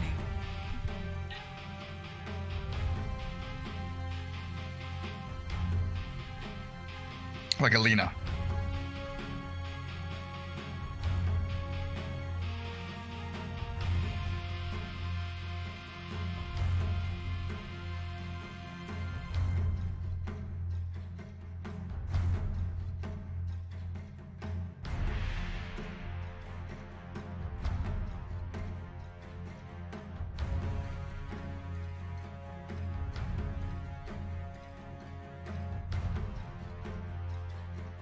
Yeah, and I guess with Heavenly Grace with BKB, that Ravage not going to be too useful against the Sven unless Nigma are the ones getting the jump on him.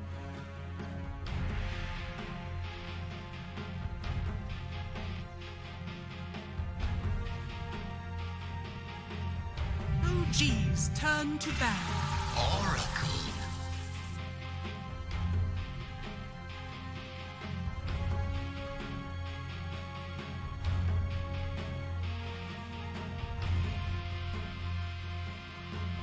Who's 3? 10 seconds remaining. Okay, yeah. See, I was wondering where does the Mirana go, and now you said this, like where does the Oracle go? Things are getting interesting for OG. Dire team ban. OG Against the DP. turn to ban.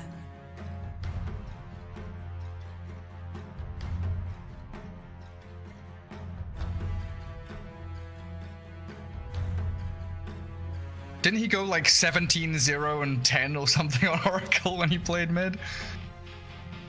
10 seconds remaining. 5 seconds remaining.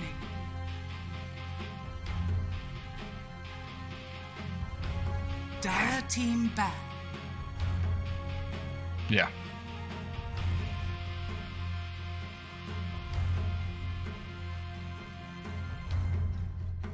Hey, we've seen a little bit of Slark come back, usually with like Magnus to empower and accelerate his farm, because it feels like against a Sven, he doesn't, he's not a Battle Fury purchaser. He doesn't have that accelerant. 5 seconds remaining. Oh, Bristle Kotl with a Chakra Magic. Just turn his back against the Sven. Yeah, hit me. Come on, buddy.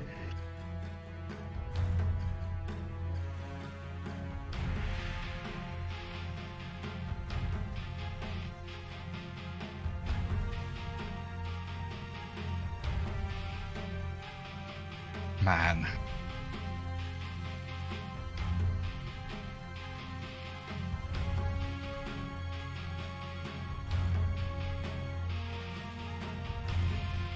If it really is Oracle mid with like E-Blade Bloodstone, maybe even like an Aghanim Scepter. This guy actually has some of the biggest burst damage, magical burst damage in the game. Purifying Flames is freaking ridiculous. Like, is it 360 at level 4 and like a 2-second cooldown? It is insane.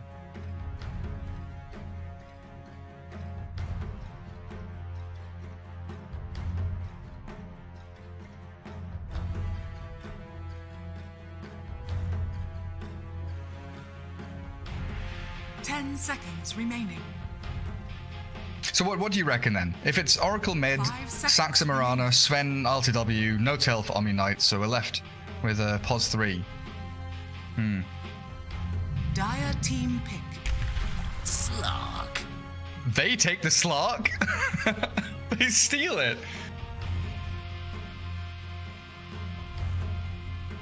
Hang on, how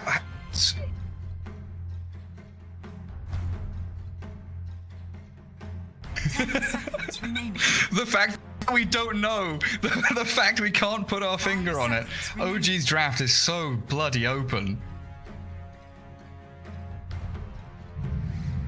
They've got 5 seconds. They had to snap pick the PA. Your heroes. Thompson Oracle. You called it. You called it. Yeah, I think you were right with everything else.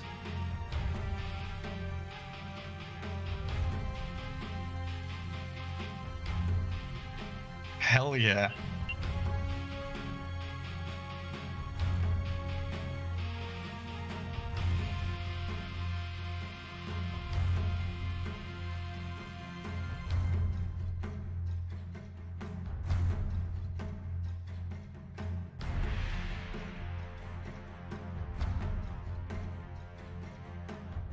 Seconds remaining. 5 seconds remaining.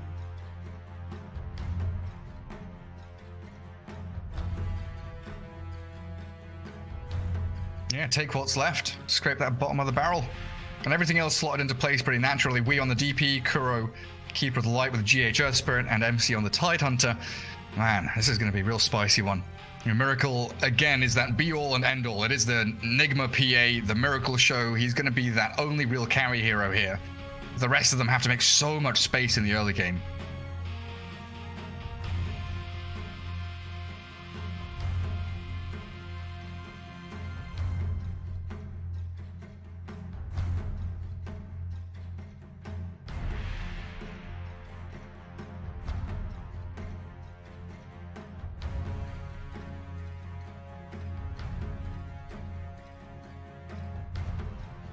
Thompson Oracle, I've got goosebumps.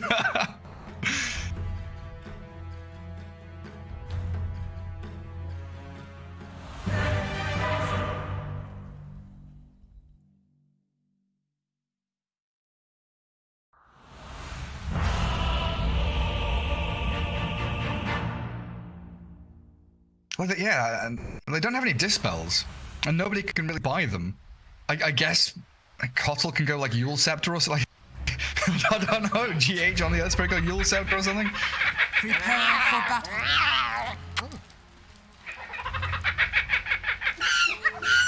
Oh, fair enough.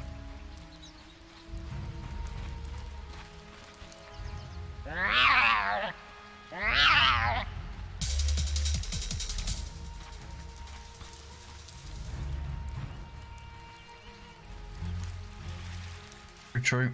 OG with a 5-man smoke. Oh, GH spots out Saxa.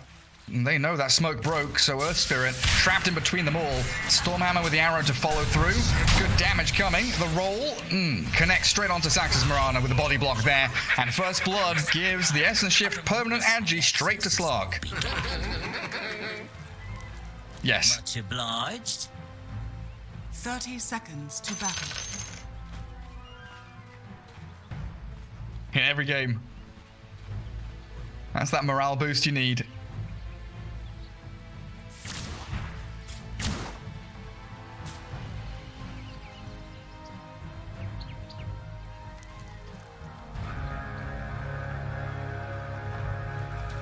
And look at No-Tail as well. He's trying to contest these bounty runes. Don't often see this Radiant team playing into the bottom bounties. GH does get the stun. 2 for 2 across the board. And No-Tail there with the early Heavenly Grace as Weehar snipes out the Courier of RLTW, taking a bit of damage on the way out.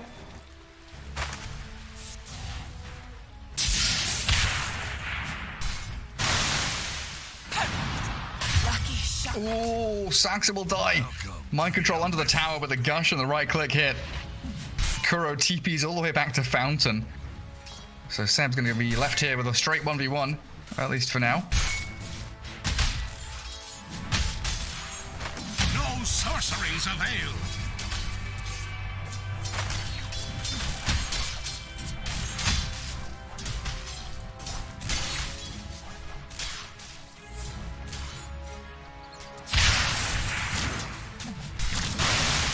MC? He's dead to Saxa. They just go back in with the stuns they've got. Stormhammer arrow.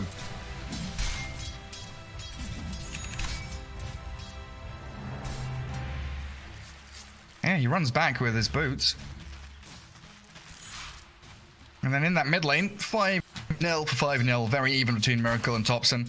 But Oracle level 3 really is that massive turning point when you go from 90 to 180 burst damage on the Purifying Flames. You start chaining them all together.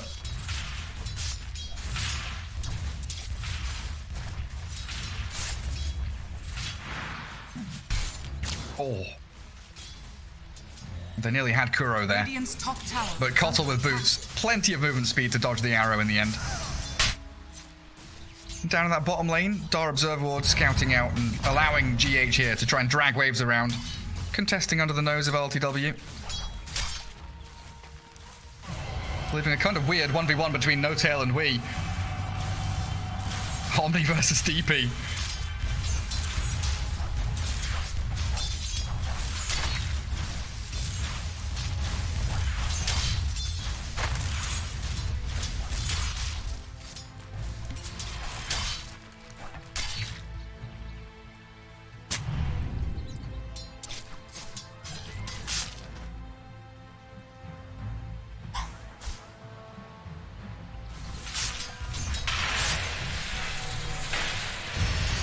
Oh, arrow mid. Fortune's End. Doesn't quite connect. Fraction of a second too late there. GH is also going to rotate in to make sure there's no follow through.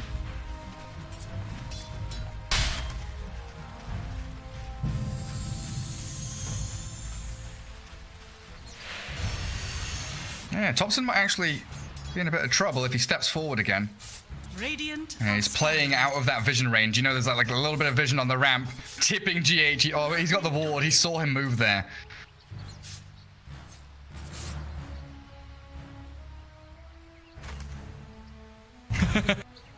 Stop wasting your time. And there's the roll in with the Phantom Strike. Kick back. Topson has a Fairy Fire to play around with. And the Heavenly Grace, but he's still going to fall. Tail. Can't do too much after that. Well, bottom. No more Spirit Siphons. And the right clicks from LTW. One more will get him another bone. Oh, the Fairy Fire. LTW going in very deep. He's going to die to tower here. Traded out by Wee.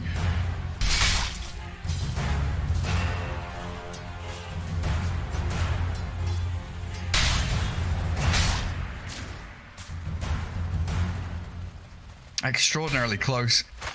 But that's the thing, you know, you were saying this lane setup from Nigma, the fact that Slark wants to keep chasing the DP. Miracle, oh my god, the Purifying Flames, he's got Fairy Fire and the final click! Topson gets him with a touch of the right click attack. We're going in for more. He sure is. He's being a real aggressive little fishy boy. Mind Control's going to give him another Essence Shift stack. 3 built up for him now. 4 minutes in. First rotation of the Slark. Now GH dying as Topson. He just burst him down at the bottom rune.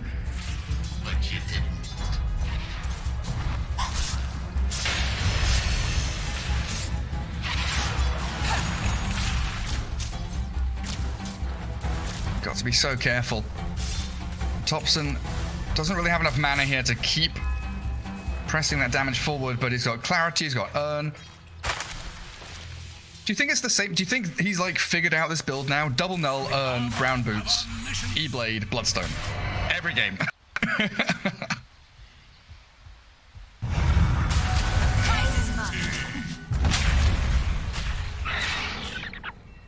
GH tried to snipe out a bounty rune. Now on the run away from Saxa. TPing on top. Here's Oracle. They've got another roll. GH will get into the trees. Oh, hiding out there, but the arrow scouts him out, doesn't land, leap forward. Saxa has another leap charge to try and give vision. They've got the burst damage they need. Took a while.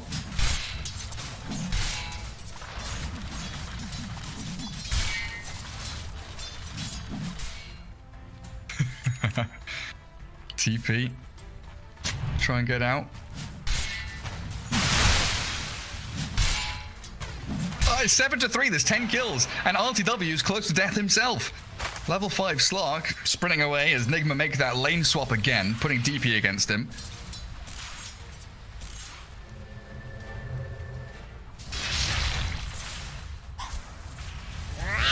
Oh, and the classic. the first TP'er, the disadvantage you have. Dire's middle tower is under attack. They sure are. And they've got a decent amount of damage. Mind Control's a tanky boy, and they've got the TPs arriving. Back up from GH. Mind Control turns, swings his big anchor. No tail dropping low, and RTW. It's a bit of burst damage from the Kotl. That illuminates good, but the Purify and the heals arriving from No Tail allow them to turn. Seb whacking into GH, and another slay there as RTW takes up a double kill.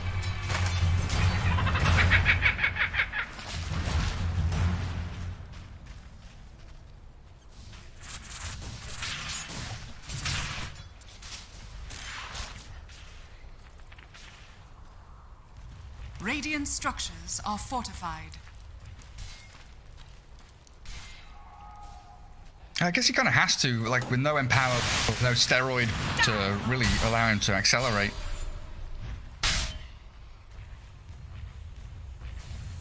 Yeah. Radiant are scanning. I mean, your stat gain is pretty garbage on Slark. Holy crap. Wait, is that right? Slark has less than 2 stats per level on every stat. Mid lane. Oh my god, the burst onto Miracle. Arrow not connecting, and in comes Wee. Exorcism pop to chase down Thompson. No tail body blocking. He's not got any more heals, but Thompson still has the Heavenly Grace on him, so he's all fine. And Sawhammer coming in from Seb. Wee's going deep. He wants Thompson, and he'll have it. Finds the Oracle all the way in the back, while Seb gets daggered, slowed, the Boulder Smash connecting, and there's the Spirit Siphon. Now for that DP of Wee. They can even transfer into the mid-tier 1 if they want to. The Ghosts are still going. Radiant's middle tower is under attack.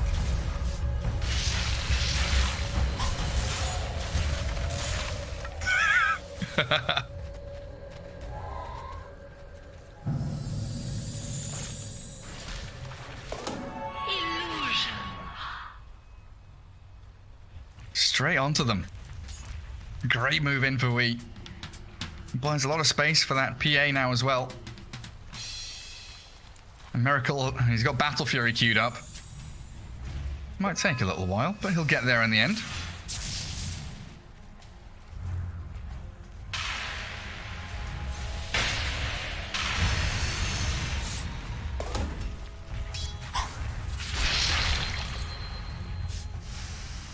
Pretty happy, but when Thompson keeps chaining those Purifying Flames, you can see the way he does it. He flames once, waits, just a fraction of a second, throws the Fortune's End, flames again, then it dispels both of the heals coming out the back end of it.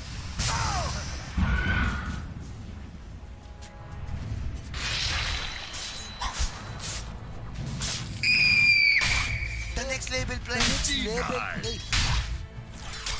And burning through a lot of raindrop charges as well as Miracle. So now we're left with Mind Control alone bottom. He's cracked level 6. No Tails here trying to do exactly the same thing. The rest of OG, they are kind of around their own triangle area, but no one's farming it right now. RTW is actually pretty far forward with Saxa there. Kuro and GH will meet the Slark in the jungle. Snipe out the Courier on its way out as well. And Slark sees an opportunity to come down bottom. Can they?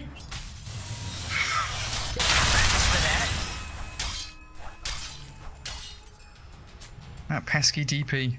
Oh, Bounty Rune's coming, and Thompson. A bit of a risky play going into this area. Immediately ravaged, blown up by Miracle. All right then.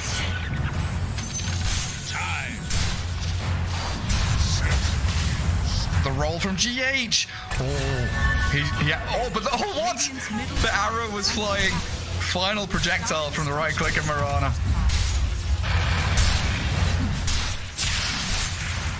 Hell yeah.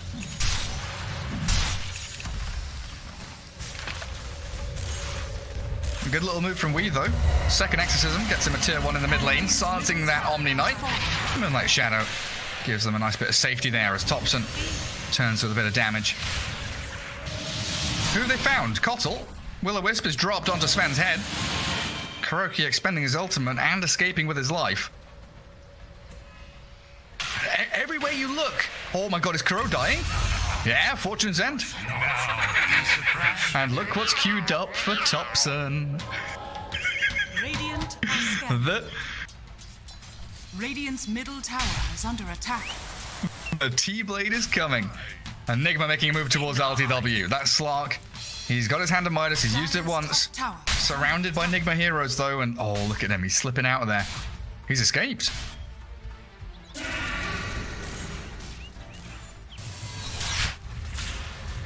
Radiant's bottom tower is under attack. He doesn't have Ravage, so not really a fight that Nigma can take, it feels like. An arrow there onto MC, gushes back Saxa. No tail with Thompson. We'll be able to keep that sustained push going with the catapult wave. So it gives an opportunity for we to keep pushing bot, but Mind Control just gonna die for it. Easy pickings, and now Kuroki's stuck here with no TP available. Thompson's gonna find him. There is no way out for this battle. Burst into oblivion. Thompson, one more Purifying Flames, and a double kill for him. Take out that tier 1, and they can now start shifting in for the mid tower. Radiant's bottom tower is under attack. Dire are scanning. Radiant structures are fortified.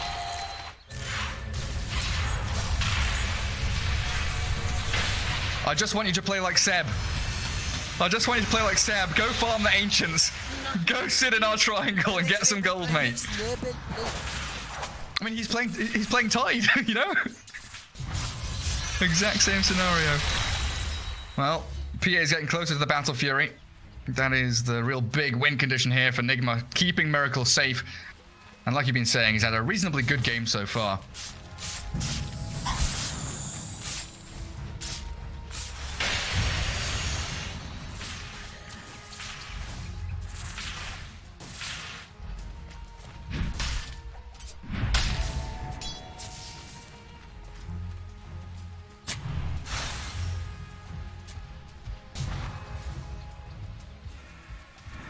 Dire's middle tower is under attack. Radiant's bottom tower. Does we want to pop Exo for this? It looks like he's going to get it done without it. OG not really want to contest the bottom tier 1.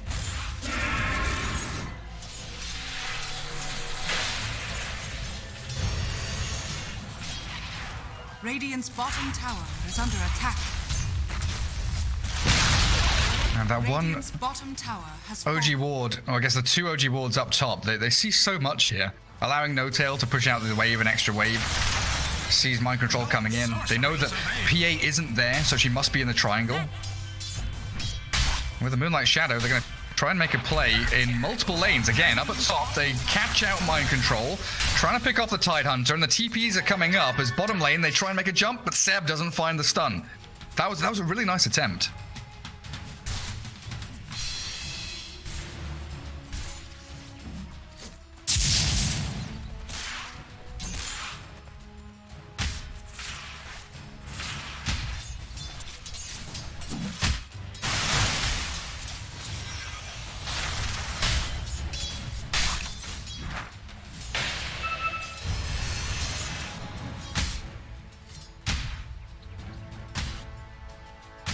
Yeah, phase drums, casual gloves of haste. We'll see if it turns into anything, but I doubt it. Like, what's next for Pos 3, Sven? Oh, roll in. GH trying to make a move onto Omni Knight. I don't know if they can do this into this Radiant Triangle area. They do pop Exorcism, but a good arrow holds back Wii as LTW, the rest of OG, retreating to the left-hand side. Mules up, and the catch on No Tail, forcing out the Guardian Angel, but the Ravage is there. Onto Chopson. A nice little Ghost Scepter pop, but the Will-O-Wisp will catch him on his way out. Slark, Mirana, all having to run. And that Seb Sven, he's on the other side of the map farming.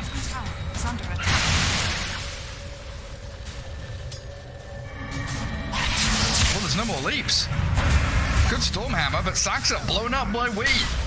Final Crypt Swarm there, and this 5-man maneuver in from Nigma, huge. Radiant structures are fortified.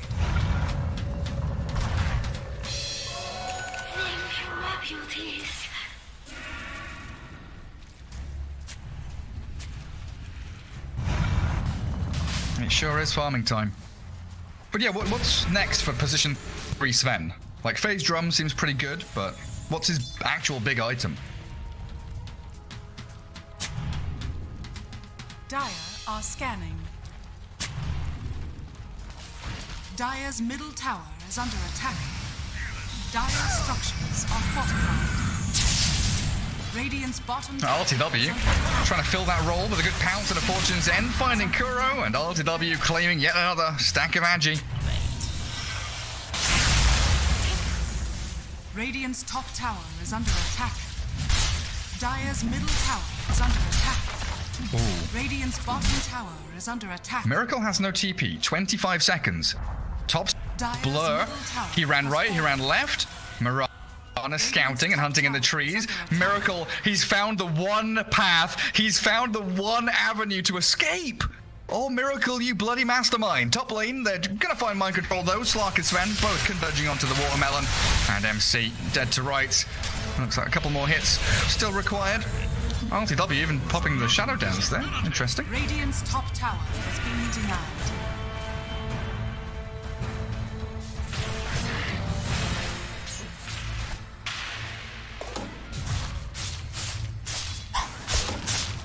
Yeah.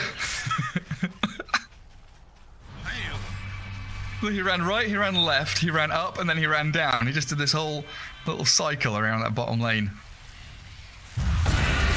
Really wonderful reads.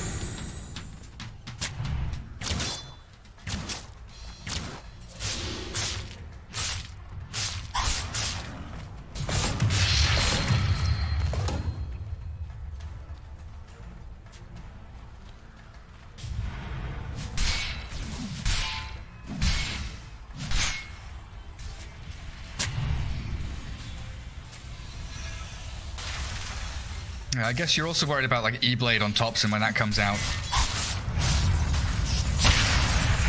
Yeah, can't forget it. Seb jumped on by 4 heroes from Nigma. No way out of this. 18-1 charges, he's going to keep them up his sleeve for next time. But this means Roshan's alive with Exorcism ready for Nigma. Dire's bottom tower is under attack.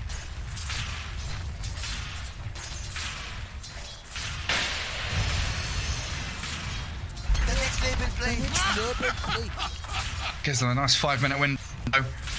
Yeah, OG can't get in here. They're spreading wide across the map, try and finish off some of these key items they've been waiting for.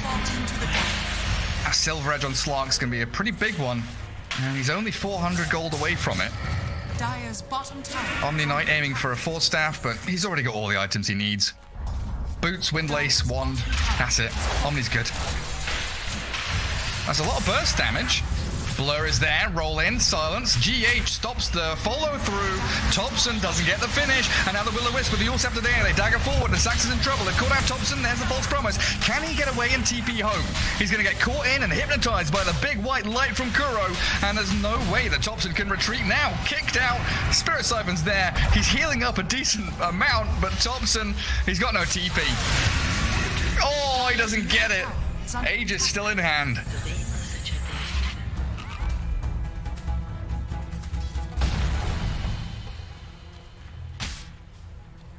Dire's middle tower is under attack.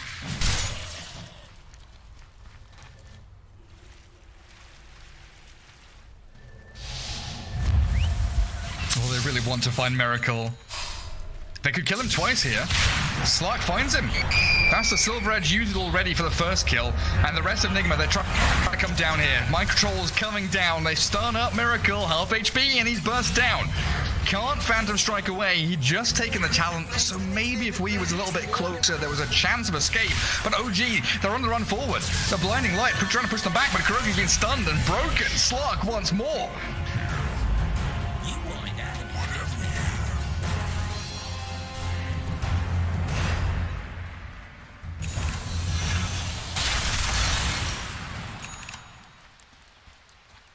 And Sven with that blink able to close the gap as well. MC.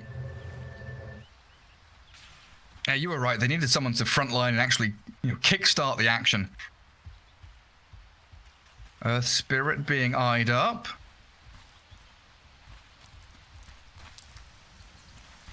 And that cloak. Oh dear. Dire are scanning. Always body blocked by the creeps. No Tail, the Windlace, is working wonders, but Kuro's actually cut him off. Oh, Guardian Angel? What? He saved himself. Jeez. In comes the rest of OG. They're trying to think about this one.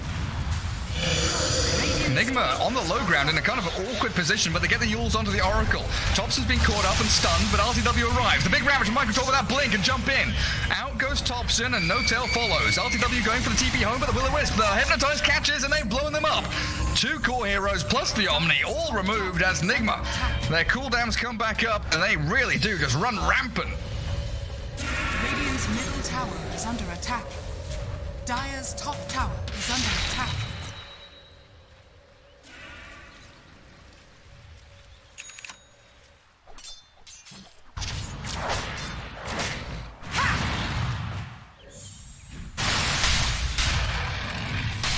Yeah, maybe he could have. Poor choice. And Slark. Oh, Saxa. 2 leaps left. Looks like he's alright.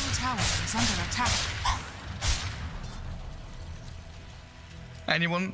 Shadows take us. Anyone hiding behind her? Still feels like Nigma have like a struggle with keeping their lanes maintained. Like every time I look at the map, OG has already pushed the lanes across the river.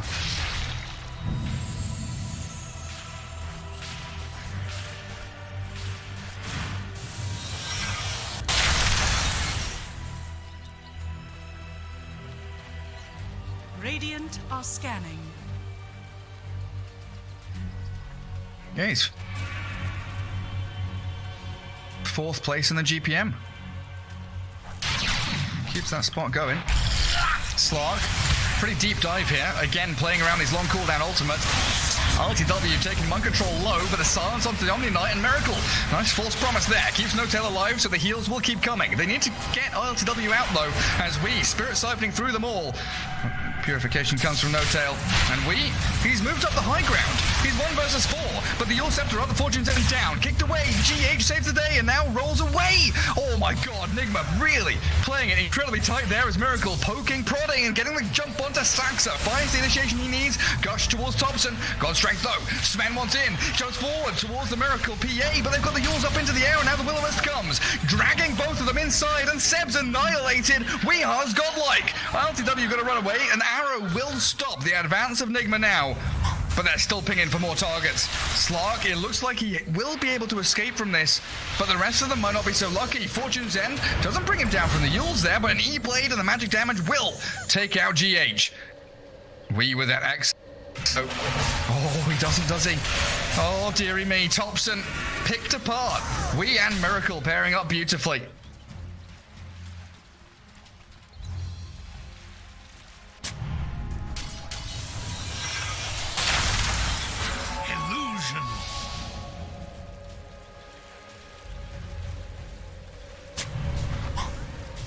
They have Blink Ravage.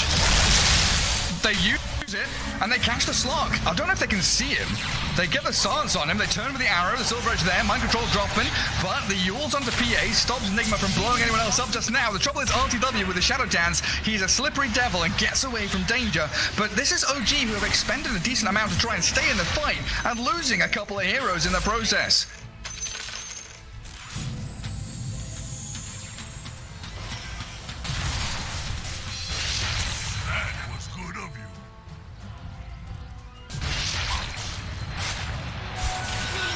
Slark can't stand up to it. 1.5 minutes for Roshan. Oh, do they have reveal? The dust from Mind Control. RTW has gone into his own death, and he is controlled up. Radiant's top tower is under attack. I think they heard the Silver Edge, and then they were just like, maybe he's coming towards us. Radiant's top tower is under attack. And Deso for the tier 3, working wonders here. What's the defense plan? OG don't seem to have one with 2 heroes dead. Radiant's top barracks has fallen. Radiant's top barracks are under. Radiant's top barracks has fallen.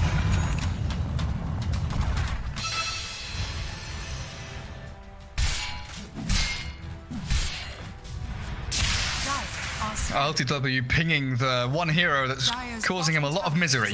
Keeper of the Light is missing.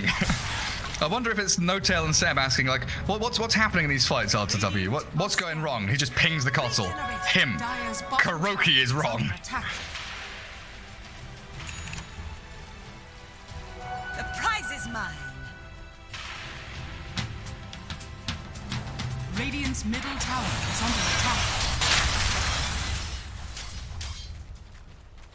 Vanish.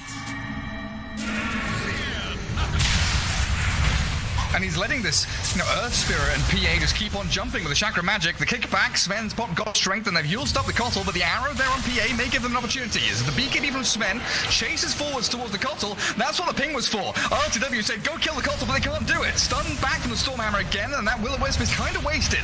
But the jump from Nigma is still continuing forward as the Ghosts are falling and Seb is falling. The Ravage comes now, and they focus on big targets. Thompson and Seb both down, and RTW, he is struggling to do any damage.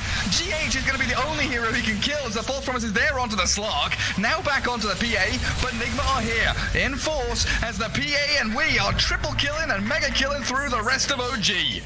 Who's left now? It's Saxa and RTW. A buyback from No-Tail, but Mirana falling. A miracle double. Always RTW going in for this? That is risky. Silent Stop, he didn't get dog packed off. That is a lot of damage that he has to really sustain through. They've got No-Tail behind him, doesn't get to the high ground. He's still being burst down, but they don't have reveal anymore.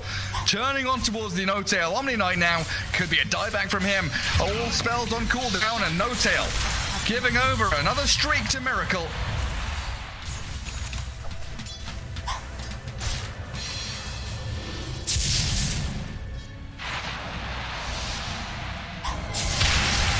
Miracle just jumps in. Sven's down to like half HP immediately, but it's a good break on the PA and Miracle's dead. Good move from OG with the limited resources they've got, making it work. And yeah, BKB TP. Nothing to stop it. Arrow slides past the tide. Got the Yule's Scepter up to find mind control. And at least something here. Out of all the buybacks and the desperation from OG, they get something.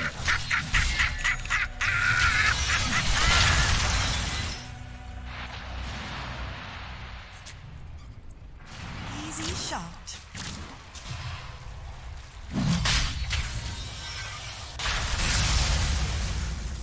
Yeah, they need to. Oh, he's still got plenty.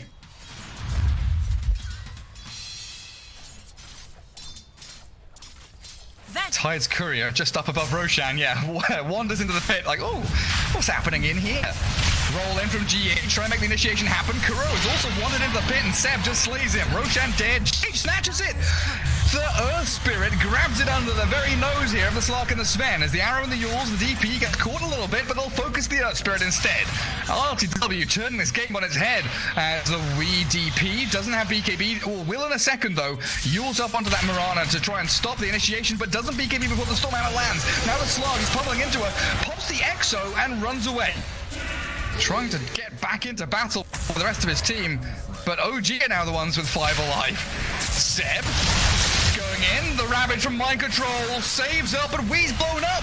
That E-Blade combo from Thompson, removing Wee from the game, and the jump back and again from RTW. The next level play, No-Tail says they've got the PA. He's got BKB. Forced to use it as the Fortune's End arrows were coming, but look at RTW. Cojones on this man, diving tier 4s. He doesn't have Aegis, but he's got cheese. Oh, pushed out. Dire's middle tower is under attack.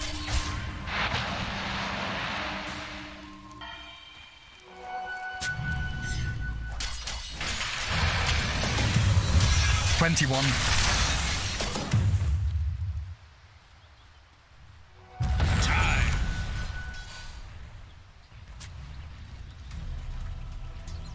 Dire are scanning. It's all down to the Nether Shawl on Thompson. 8% spell damage. Yule's on the Kotal. Arrow, of course, always going to be perfectly timed from Saxa, and an easy pick. Dead with no buyback for 45 seconds. Thanks for that. I mean, OG's tier 4s are being pushed by creeps. There's a couple in their base.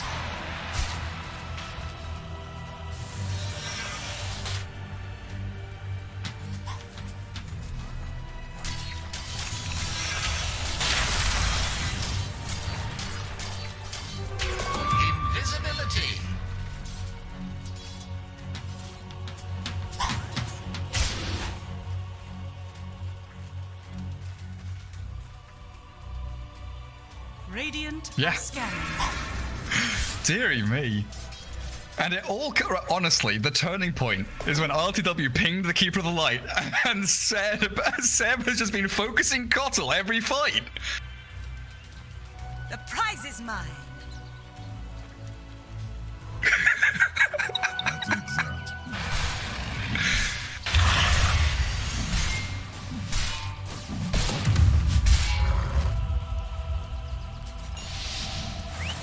Allies disappear. Yeah, nice to see him going for a solar crest now then. Moonlight Shadow from OG, smoke from Nigma. Slark finds the PA, immediate blur after the break. Arrow won't be connecting on anybody. But OG still have a slight advantage here, being still Moonlit. GH and No Tail having a bit of back and forth. What a tight... This game, this series even, has been really very enjoyable. Wait. Kuroki just used a second smoke in the space of like 30 seconds, and he still has 2 more. This guy is stockpiling smokes. Yeah. Now's our chance, guys. Half an hour. Yeah.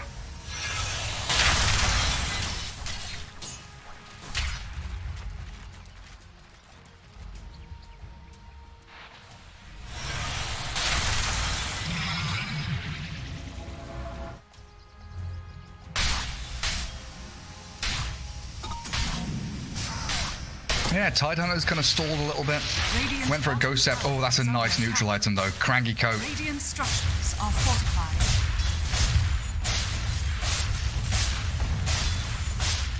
Oh yeah, just let him hit people more. Keep hitting the Tide. Radiant's bottom tower has fallen.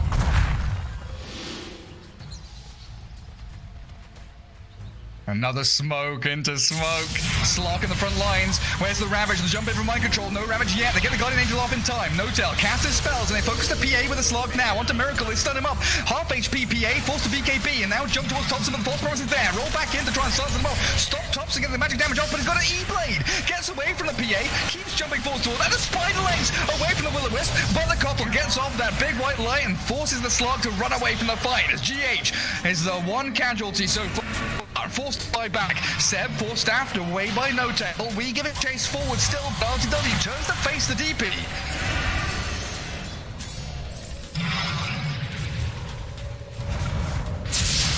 They have Blink Ravage still. BKBs are down. DP with a good silence for the Yules onto the Tide and the jump towards Saxa. E-Blade there, saves the Mirana. PA Miracle has no BKB. Burst out by Saxa and Thompson. Now onto the Tide. Mind Control. He doesn't even want to use Ravage at this point. They're going to lose Wee, the bigger target instead, and it really is. Into the meat grinder. Nigma Go. Turned into sausage by OG. Thompson on a killing spree, and Saxa, he does. Yules into Arrow yet again, with Slark finding yet another tasty morsel. A double kill. A Slark. A huge fight.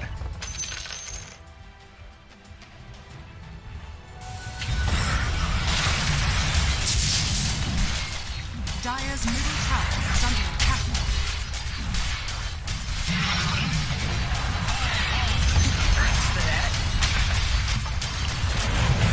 They've got GH. That Yules into Arrow really is a thorn in their side as he's blown up by the E-Blade, and now it's a 2 versus 5. Barracks are under attack. OG could maybe think about going for tier 4. They can't go for multiple in the barracks. Either it's take mid lane and then shift back to push out side lanes, or they go for tier 4s. Dire's middle barracks are under attack. Yeah. Dire's middle barracks is fallen. Safety. Radiant's middle tower is under attack.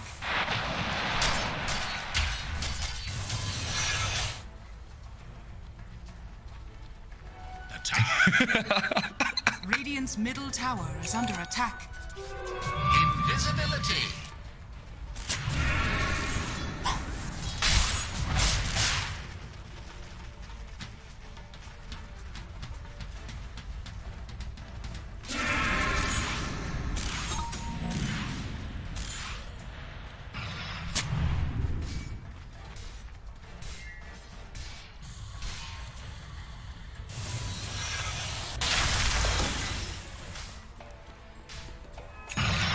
And now Slark is going through that jungle, finding all the observers and sentries that have been placed down by Nigma. Getting rid of all that real wonderful vision that Kuroki has spent a long time placing, along with GH, of course. And it feels like it might be smoke time again. They're all grouped up mid.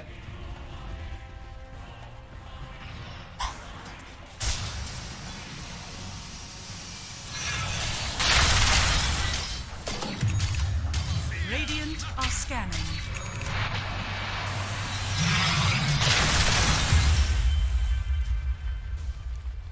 Roshan fast spawn is now. And it is a fast spawn. 10 seconds.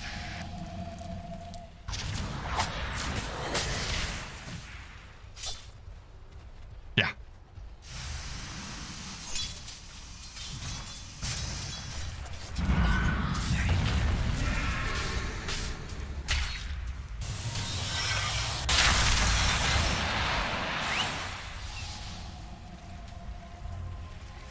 LTW so good at playing that recon role, playing frontline as a Slark, Invis, and Shadowbladed up. But the wraparound from Nigma here, this could... Always gorgeous onto tops, and they find the jump. Now the Ravage with the Will-O-Wisp on them. It's huge from Nigma. They've made the jump, but they've got the play. Seb has the BKB and run away. Saxa, LTW, all under the Moonlight Shadow. OG, full retreat into reverse mode. Saxa's still going to get rolled on, though. GH finds the catch somehow. That vision on the high ground just about spots them, and RTW is the bigger target, but he BKB TPs. So back to Saxa with the Yules up into the air. No leaps remaining. 2, 3 quick kills in a row from Nigma, and they know that tier 4s are open. Oh yeah, Roche is alive, you're right, of course.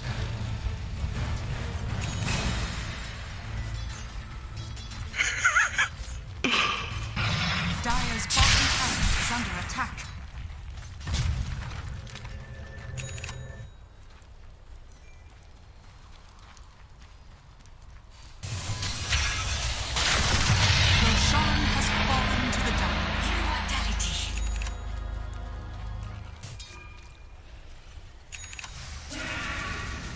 And Abyssal Blade. Oh man. I was just before that fight, I was looking at the graph and seeing, you know, you mentioned at 30 minutes that 10k swing from about 9k lead down to 0 up to 13k I saw at one point for OG, and now it's 2k. That's it. The difference between the two sides, the massive swings. We got to be a little bit careful in that mid lane, though, as LTW is hunting him.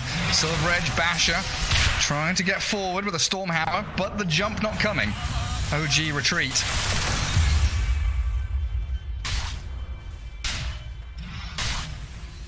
Allies disappear.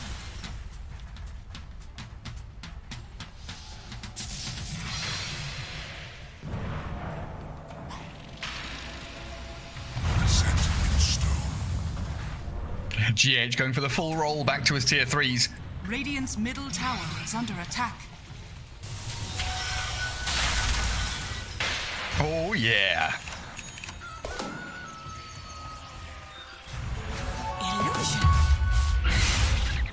Time to...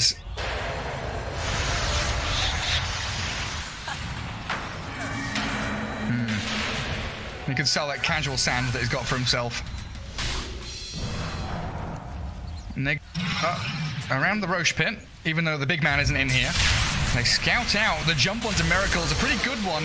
Trying to burst through him, and the false promise on the Slark will allow that to happen. So OG jump in and jump out, but they're going to have to shake it here as the no-tail Omni Knight starts up, but that's a Minotaur hold on Omni Knight, though. Yeah, he's going to be able to keep himself alive, but ravaged up. Catches Slark on the very edge of that one. No buyback on Omni Knight. Sven turns the fight, but the Ghost Scepter from the Tide, and now the Will-O-Wisp coming. The BKB from Slark allows him to actually target, focus in onto the PA, but he's got to run with no backup remaining. Saxa leaps away, forced to Yules and run. Are they chasing?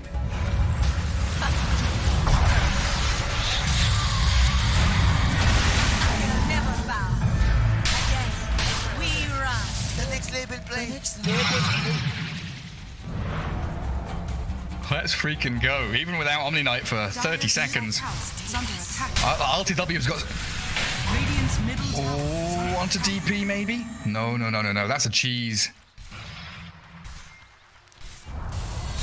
Radiant's middle tower has fallen. And they've got to come back again and deal with that top lane. Tier 4 has fallen.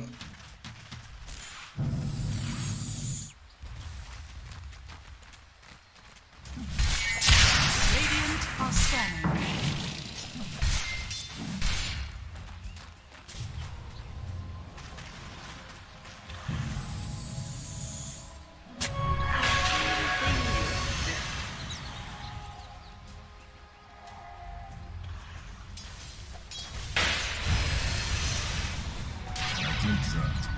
Does RTW go for it right now?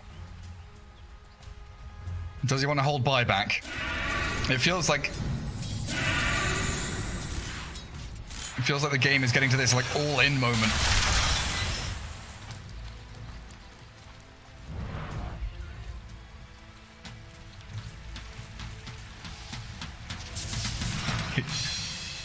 And here comes Nigma.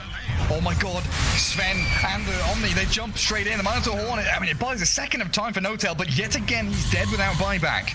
And another 5 versus 4 for Nigma to exploit.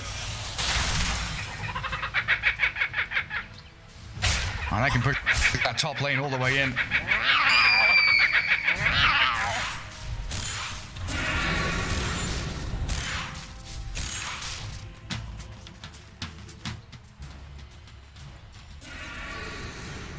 Here we go. Skadi, Rapier, Basher, BKB, Silver Edge, trying to finish off Abyssal Blade as well. It is really on this Slark's shoulders now to stick on that PA and make sure Miracle dies. Oh, that arrow. Dealt with by the Phantom Strike back from the PA. And the perfect position really here for Nigma to be in. That Radiant Triangle. Have that dual-pronged attack into both the top and the mid lane. Yep.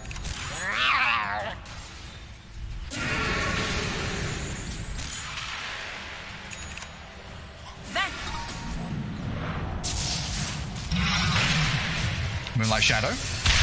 Jump towards Wee. They get the Stormhammer Arrow combo. Chain stunned him, and that's the damage from LTW. Ooh. Dire's bottom tower is under attack.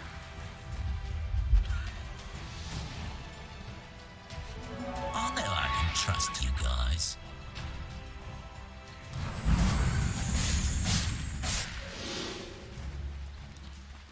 They're finding PA, they're finding... Oh my god, if Miracle stepped up that ramp, he was dead.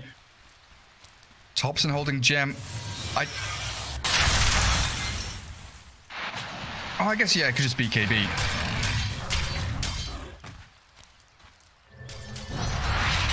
True.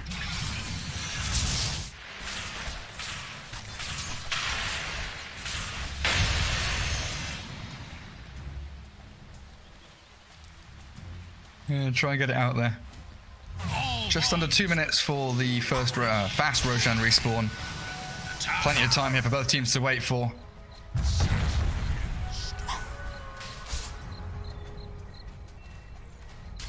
Catapult waves are coming as well. The double catapults. So if something goes poorly here for either side, it could be a big push towards one of the bases. Dire's bottom tower. Oh, does Slug finish it? He just buys up a Vanguard casually. Still another 800 gold actually off of the Abyssal Blade.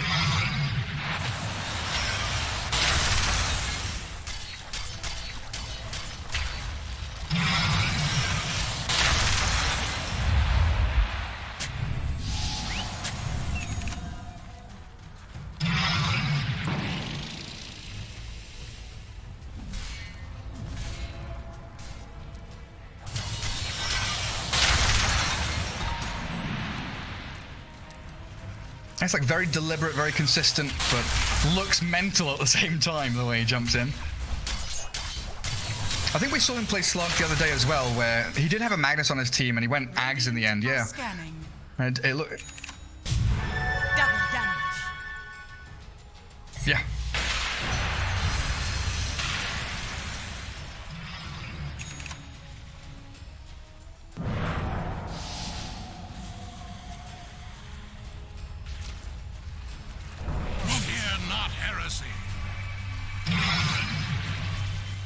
A series-winning hero. Roshan, what is the deal? 3 seconds to go until we find out. Nigma holding on to one smoke on Kuro. Again? You're kidding.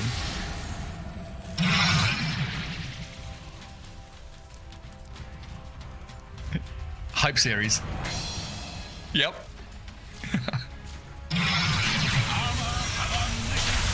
Look at Nigma again with this really swift wraparound play. Sven spends his Storm Hammer, but a quick blink out by Seb. The Abyssal Blade catch though in from RTW. The Ravage will stop him in his tracks as Wee nearly gets blown up but turns with the BKB. Slark gets the full cross on him and the Will-O-Wisp is there as No-Tail blown up completely out off the face of the map. But Miracle, he's in trouble now. RTW giving chase, yields up into the air and they've got the arrow and the Starstorm. Body block from Tide is not enough and PA's dead for 100 seconds. The Rapiers are all over the place. GH, he's trying to roll himself out of this one and Wee's Exorcism goes star flying around, but Nigma have lost out so heavily.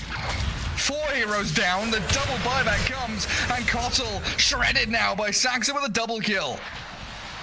Dire's middle tower is under attack. It's all coming back.